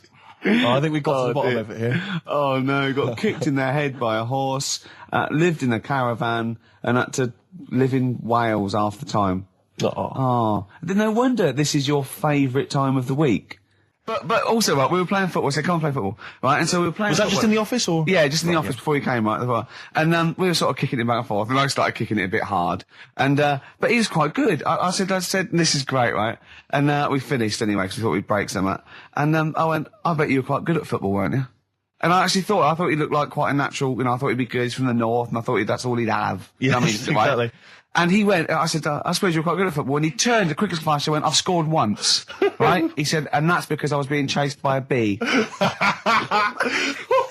I went, save it. Yeah. He went, no, I said, please save it, because I wanted to see that. No, you can continue now. Please tell us the rest of the story. You've scored a goal once because you're being chased by a bee. Yeah, you've done it now, really. I was on the... There must be more to that story, man. I was in the school team. I wasn't that good as a kid at football, to be honest. Mainly down to, I think it's because my dad wasn't into football. Right. And I think that's the way it works, isn't it? If your dad's into it, then you could be a footballer when you're older. Sure. Yeah. Because you're into it. And so I was in the school team because I got on with the other lads. And they let me in the team. Popular guy, yeah. Sure. And I was stood there doing nothing because I didn't really know what to do. I never knew which way I was meant to be shooting. Yeah. I got all that messed up. Yeah. I just stood there, right, and with my hands behind my back, and something landed on me, on like this part of my thumb. You can't just point, it's radio. It's this bit here. Right, yeah. The fleshy bit, the fleshy bit of the thumb, yeah. And I thought, oh, what's that? And I looked down, and It was a thumb. Oh, it was a bee, yeah. It was a bee on me. So I start running, Yeah. try to get away from it, and bees. Actually, something interesting about bees. More chance of getting stung by a bee in windy weather than any other sort of weather. That's incredible. Anyway, so I'm running away. And he said there was no more. Extraordinary. I've already learned many, many things. You're being chased by the bees. So Windy. I'm running. It's on your thumb. Is it still on your thumb now? It's sort of gripping onto me like a stag beetle. Clever. I love it. Oh, Or a bee. yeah. So I'm running. I'm running towards like the goal. Yeah. Oh God! And the ball comes to me. Yes. Wallop, get it in. Brilliant. What happened to the bee there? Did it sting you? They die, don't they? I mean, ultimately it died, sure, but at that particular moment, did it sting you? This was probably about 20 years ago, so I imagine. No. Once a bee stings you. So did that's it sting Yeah, but did it sting you? Yeah. Right, that was the question. When did it sting you? When I was playing football. Karl, do you want me asking, you say you're on the school football team. Was there just 11 boys at your school? Well, now you got in the squad.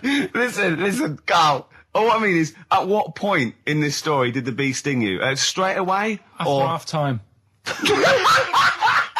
Play a record, man. Same thing happened when I was at school and I had to play drums in Little Donkey. I didn't tell my parents, right?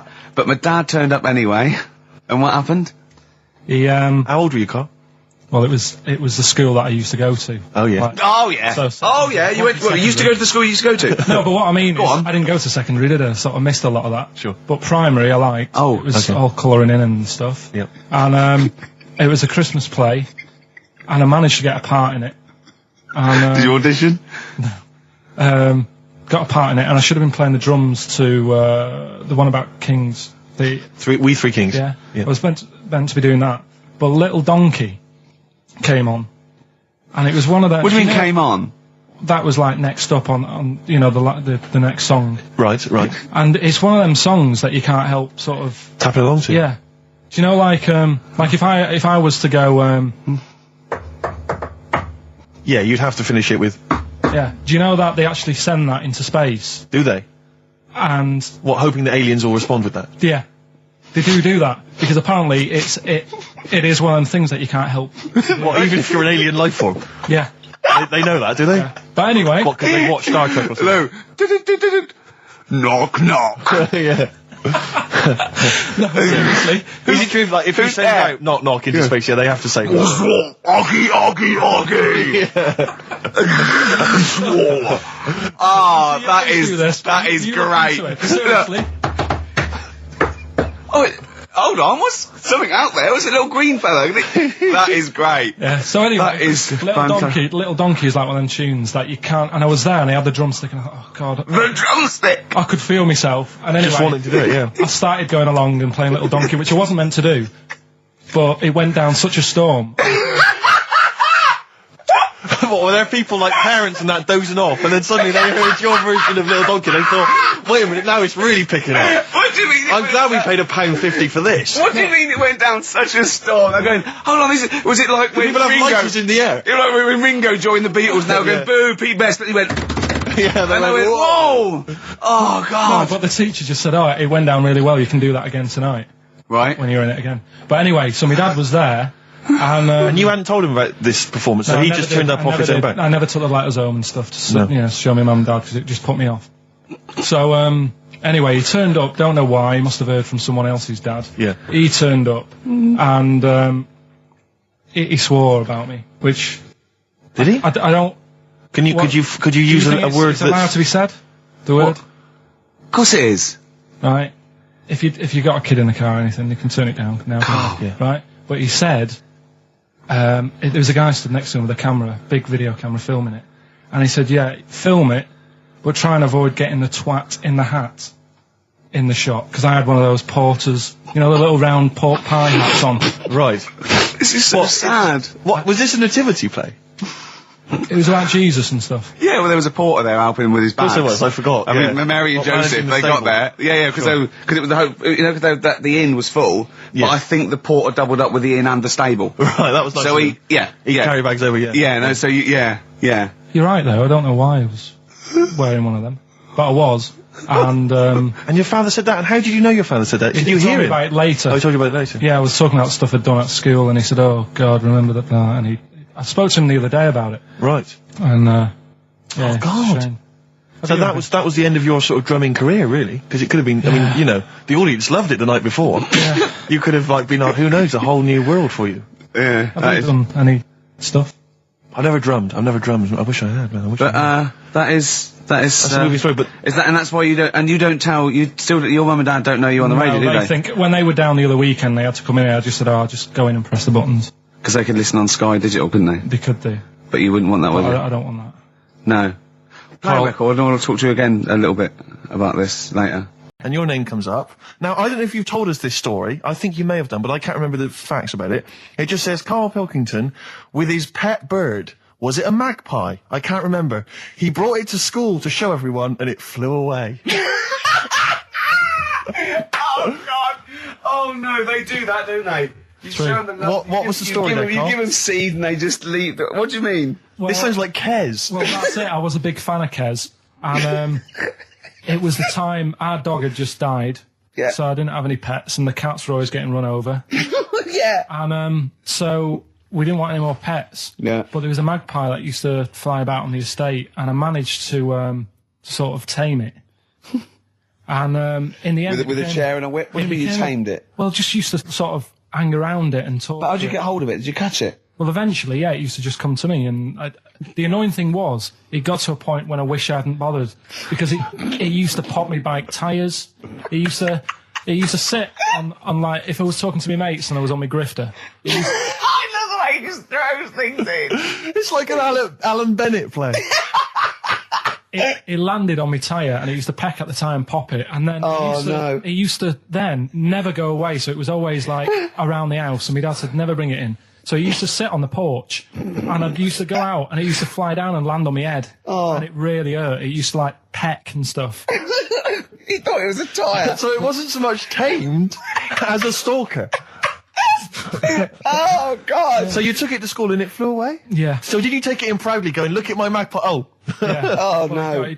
I think it got a bit confused in the area that it was in, because I used to just keep it sort of around our estate, but Sure. the school was a bit of a distance away. How did you get it there? So, tying it on my finger. Did you walk? Yeah. Wow. So it was happy there, then it got... But it used to be one of those things that people would stop me in the street and sort of go, oh, what's that? And I don't suppose Maggie, called it Maggie. you didn't get Charlie's Angels to go and find out what happened to it? Investigate? Were they impressed? No, not really. No. Carl, this is quite a little insecure sort of chap. And he was just worried about that last bit. He was going, who would ever find that interesting? He was worried about people finding him boring. And Steve said, as I said, you know, it's like an Alan Bennett thing. He went, yeah, but, you know, no one would care about Alan Bennett if he wasn't such a hit maker. They wouldn't care what he had to say. And we just looked at him for a while and he went, thinking of Tony Bennett. Bless him. Listen, it's almost the end of the show, Carl. Oh, yeah. And it's really been a Carl special. This is a Carl special. Yeah. Well, next week, You won't be we'll getting lay this off you much next week. We have to We're know. not going to... He wants to retire a little bit. Just a few more names that you may recall from Friends Reunited. Go on. Lisa Shufflebotham. Do you remember her? Yeah, she... Was she one of Charlie's Angels? No, she wasn't that nice, but she wanted me. her and a mate Rachel, I remember, I don't know why, but it was some sort of PE lesson where it had to be a bloke and two girls, and they were fighting over me. Could you hear what they were saying? They were just like, I want him, and I was loving it. Stuck in the middle, and they were fighting over me. And then the next week, I thought I'll sit near them. What sort of game do they play at this school? I don't know.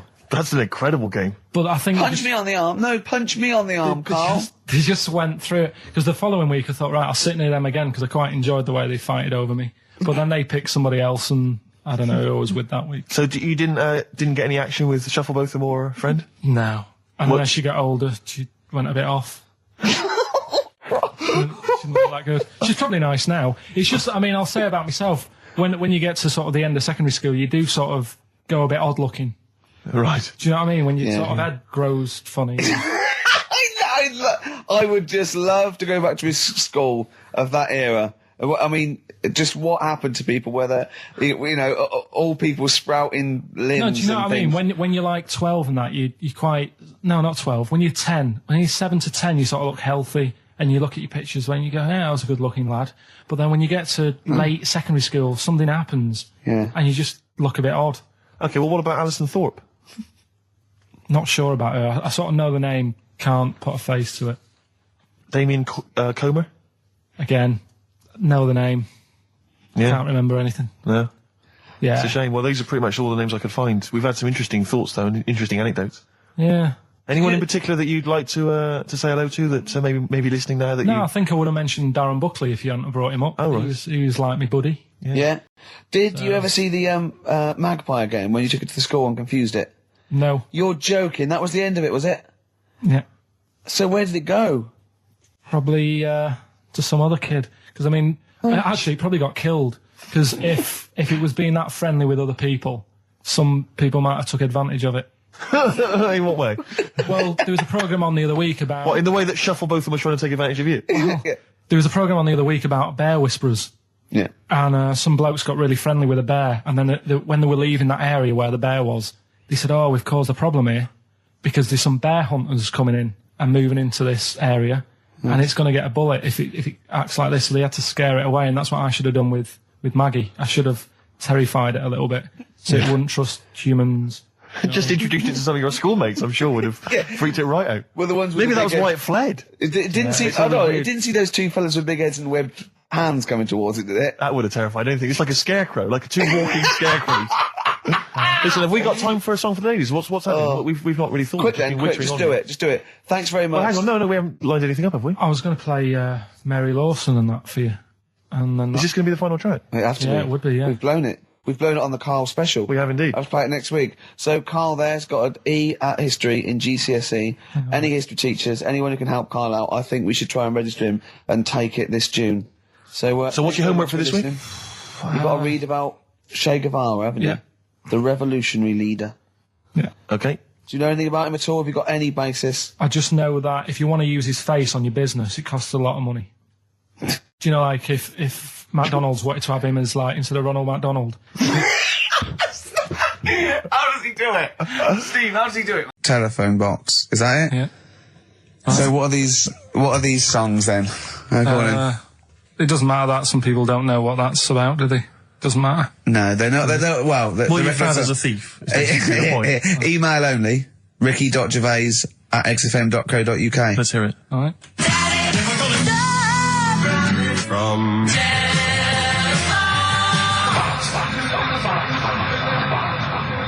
All right. Also not grammatically correct. No. But, so it's Daddy never gonna stop robbing from telephone box. I used to sell mackerel. Did you? Yeah, I had a pet magpie Did you? called Maggie. Oh, pet magpie. You mean you captured it and didn't let it go away? Yeah. Can't have a pet magpie. But then it got really vicious. I mean... Well, it was right, let me go. What do you keep it in, a rabbit hutch? No, it flew around, but it used to just, like, come to me all the time, but then it started pecking my head and stuff. That's not a pet magpie. That's a bird in the garden. No, but I could actually... I could hold it and stuff. It wasn't scared of me, and it knew it was me. It used to come down from, like, the top... It hated you. That's why it wanted to peck you. Is that... And the other thing... I always remember being younger and like walking through the woods to school with my mum, and like, I was chasing a butterfly, and she said, "Oh, don't do that, Karl." And I said, "Why?" She said, "Because they only live a day." I said, "Oh, all right, I'll get a dead one in the morning." That's genius. That's great. That's quick thinking, isn't it? Oh, that's sweet. Let's play this. Oh. It takes him out of his sort of stupid, doesn't it? Now that's three things to press, but you've only got two hands, so... Wow. Yeah, I know. God, what would I do? I'd have, hold on, so I could have the thumb of my right hand, pop that up his arse. I'd have probably my index finger of my left hand on his knob. How would I press his testicles? What would I use? I'd have to use some other part. Should we try it? Yeah, let's go around there. Let's head out. Look, come on. What? I just think it's time you have a little kiss. No, you've done so well. I've already had a little... What happened, Karl? He loves it. I'm just going to give you a little kiss. Just for the webcam. Right, hurry up then. All right, on the lips? No. Oh, come on. Oh, God. I love it because he hates it so much. You wouldn't get that Radio 1. But maybe I could have kissed Chris Moyles. What? I could have kissed Chris Moyles on Radio 1. Milesy. Give Milesy a little kiss for all his good work. Do you enjoy that? Yeah, it's good, yeah. What happened to Chris Miles's show? Is he not on anymore? On the TV? Yeah. No. Turns out he was too fat and talentless. Yeah, Hastings. Yeah. It's alright, yeah. What's there? Not much. It's just one of them Is there places... Yeah, it's good. I think that's what's good about it. Nobody knows, right? Because last weekend it was roasting and you saw pictures of Brighton and it was heaving, right? Hastings, hardly anyone there. And yeah, it's got a nice little beach. Yeah. Sand? Sandy No, beach? pebbles. Well, that's alright, isn't it? You don't want the sand. Why does he want sand? Of course you want Just a sand. little bit, don't it? It's murder building a sandcastle. No, you just sit there. You can't walk on pebbles, can you? It's, well, it's all kind of, it's sort of a bit, dodgy underfoot. It's alright. The only annoying thing is, right, it's one of them places that it's great to visit for a day. Yeah. But I wonder how people who live there get by. Why? Because all the shops are like them things that you go in and it's like a little pebble with a pebble stuck on the top and it says Hastings on it. Yeah. So every shop does that.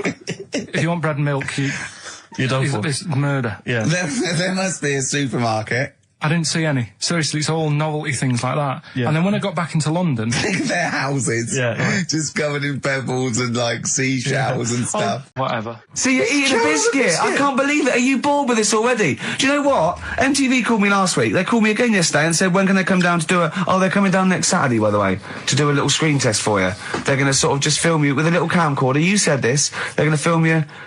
Are you alright? Do you want to, are you hungry? Do you want to go out and have a meal? I can't believe you're eating while I'm on air. No one can hear that. Do you know who I am? No one can hear Explain who I am. Well, that's Ricky Gervais, right? He's made his name on TV. Yeah. Okay, he's done any number of corporate gigs, and they pay silly money. So, Yeah. I mean, this guy's earning, and really earning beyond his talent. All right? So I mean, think I deserve a little bit more than a little mank eating a biscuit while I'm talking. Rick Gervais? Yeah. Have you won a BAFTA? Yeah, too. All right, so Yeah. just a little bit of respect. Yeah. Yeah. Carl, Well, what have you won? What have you won? I got a bronze certificate for doing a full week at school.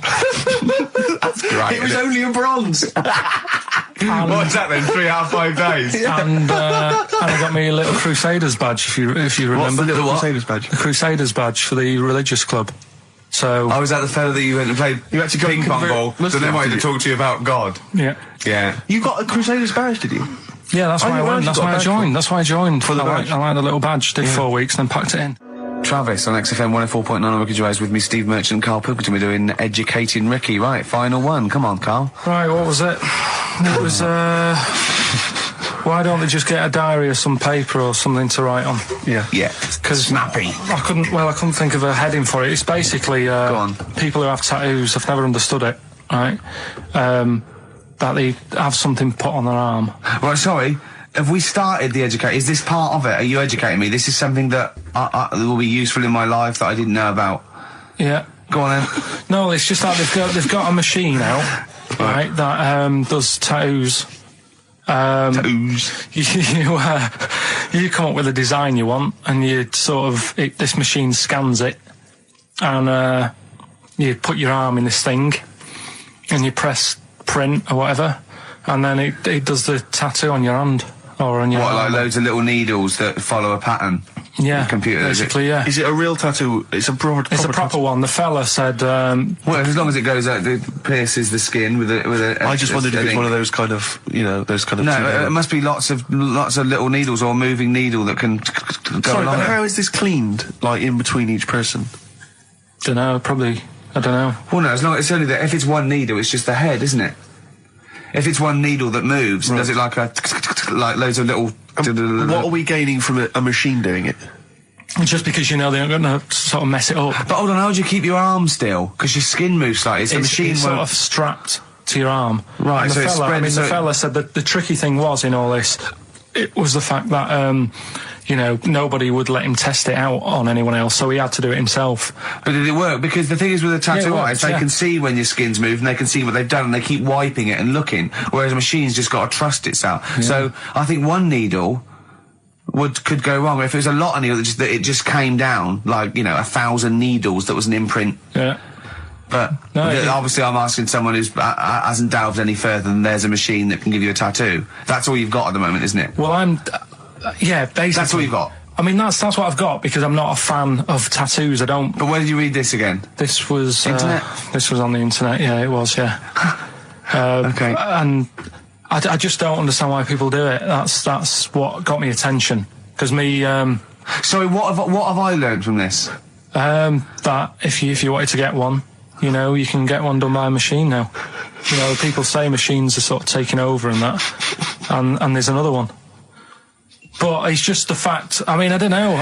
So give us the snappy title of this education again. Why don't they just get a diary or some paper or something to write it on?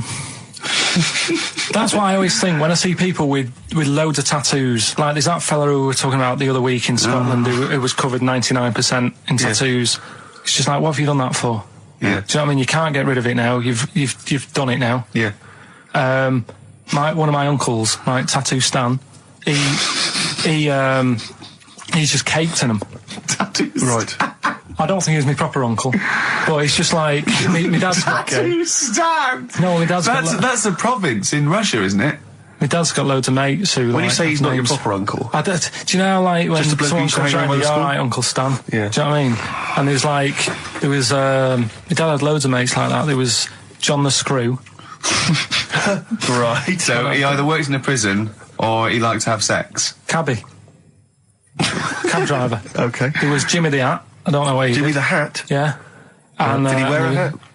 No. No. There was Fred the Veg. You sure he wasn't a relative? Sorry. Fred the Veg used to get us like big bags of potatoes and that. Fred Veg, okay. And there was Tattoo Stan. Right. And he was just caked in them. And I used to always look at him thinking, why have you done that? I must have only been like, 6 I or suppose 7. if you're born with a name like Tattoo Stan, Exactly. you're destined, Sorry, aren't you, were really? they like a 1950s gang? I'm worried about... I'm worried about... doing a bank job. What was his name? The Hat? What was his name? Jimmy the Hat. I'm worried about Jimmy the Hat. Yeah. Not having a hat. I don't understand Are it. you sure he didn't have a hat? Not when I met him. Did he ever wear a hat? I didn't see him that much. Do you think it was a joke, like, when your mate's sort of like, 8 foot and huge, you call him Little John or Tiny? Do you think... Well, the fact that he never wore Yeah, a they hat. went, hold on, I've noticed something about Jim. Go on. No hat. And I go, oh, true, let's call him Jim the Hat. Jimmy the Hat, yeah. But me Uncle Stan, he had like loads of them. He did them himself. Oh dear. And it was always that thing. God. What was it things like? He had like the cross. cut here, Cut one here, on made the in neck. Britain. And if you're going to do them yourself, I'd say at least make sure you're sort of a good drawer. Yeah. And don't do it in the mirror so it comes out backwards. Well, that was the other thing. But like, I remember he did. Names are all right. He had like all his kids' names down his arm. And, what are they called? Yeah. oh, God, it's Tattoo Stan Jr. Yeah. and Paul shits the bed. I'm trying to. Oh, Wabbai Kate. Yeah. But he had. Frankie never amounts to anything. Oh, God. So he had like. Johnny, I don't think he's mine. Stevie Paul Hogan. How does a fish work? Darkness, growing on me, XFM 104.9. I'm Ricky Gervais, with me Steve Merchant and Karl Pilkington. I lost him, didn't I, in a little conversation? Yeah, there. you were talking about quantum physics, to be fair. Yeah, I was explaining what a black hole was, because we were talking like that as well last night. And just halfway through, he just went, yeah. And put his headphones on. Brilliant. Yeah. Oh, the thing about Karl is he speaks with such authority about things that he thinks he knows about. Monkeys. And when you try to explain to him about stuff, he goes, no, of course ghosts exist. And you Yeah. try to explain to him why it's conceivable they don't. No. He can't be bothered with that. Yeah, you did all your learning at about 12, didn't you? Yeah, but I'm still picking bits up now. Said without irony. Oh, brilliant. What have you learned recently? Anything interesting recently you've learned? Darwin. That's why I was asking you about him. Right. Yeah, Darwin, we know what you did, didn't you?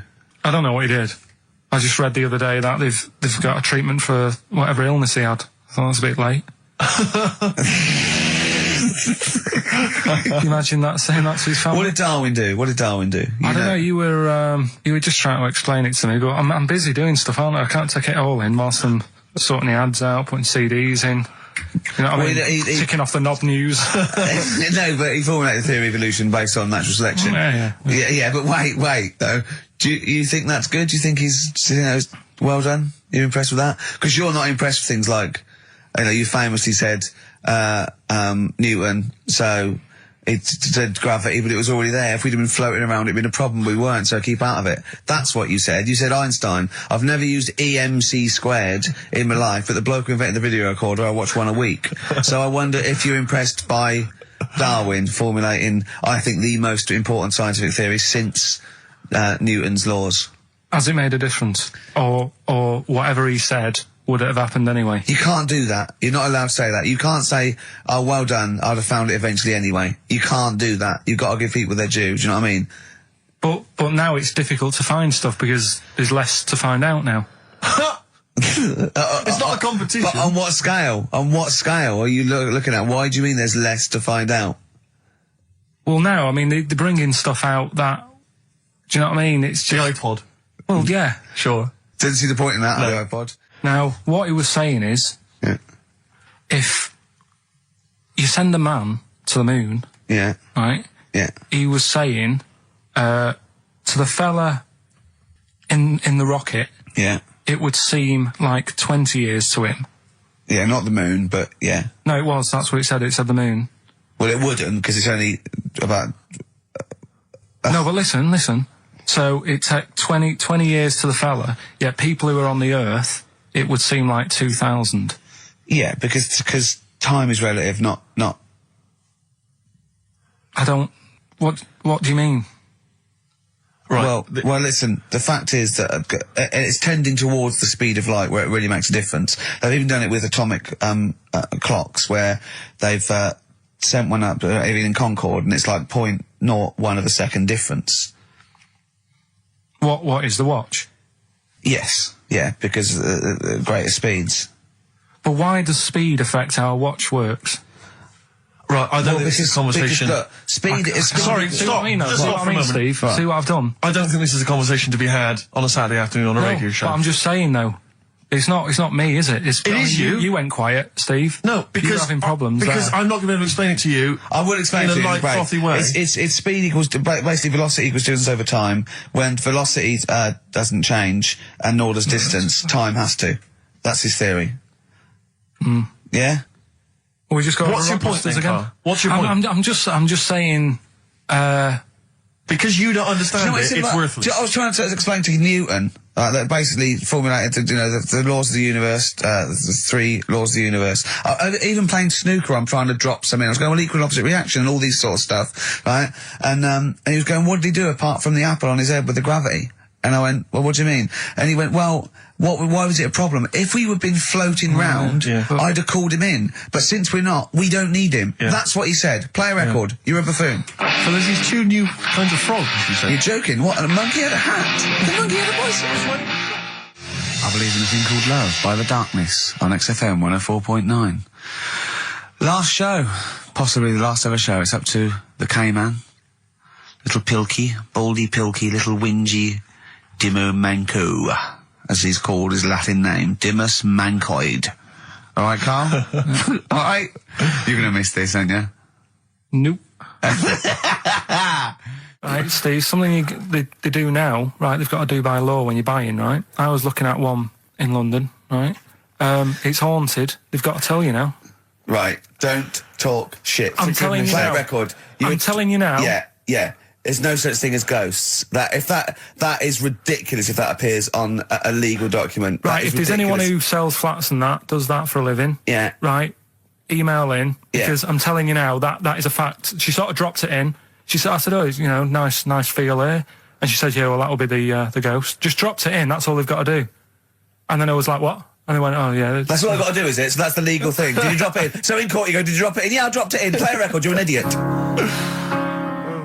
We were educating Ricky earlier, Karl. I wonder if we should resume that as the clock is ticking away. All right, you got 2 bits of info that you could be leaving the building with today, right? You've got where there's a will, there's a way. Yeah, I have that one. They've brought out this drug or sort of tablet or something. Yeah, you looked into it then, yeah, go on. Carefully researched. Yeah, brilliant. Yeah. Which means, like, an 8-year-old woman can have a kid. What do you think of that? No, it doesn't. What are you talking about? You can inject a woman with something, 80-year-old, and it means, she's got more time on her hands now and that. It's better to have a kid. She can have a kid later on in life. I just realised where there's a will. Yeah. Very good.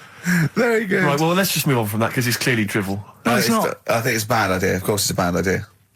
Well, I'll even give you that it's true and possible and might even... it is true and possible. Okay, it's not even recent. It's like a few weeks old. Yeah.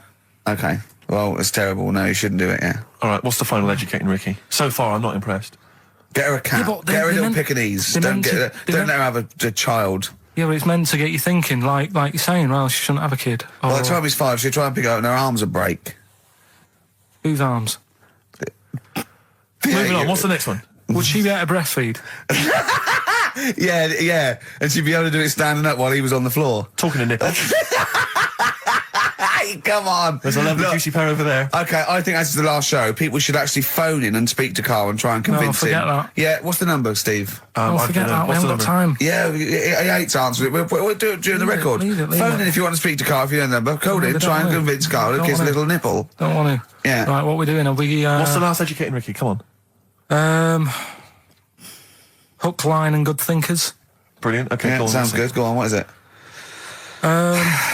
They've found a lot of fish with 2 heads. What do you think of that?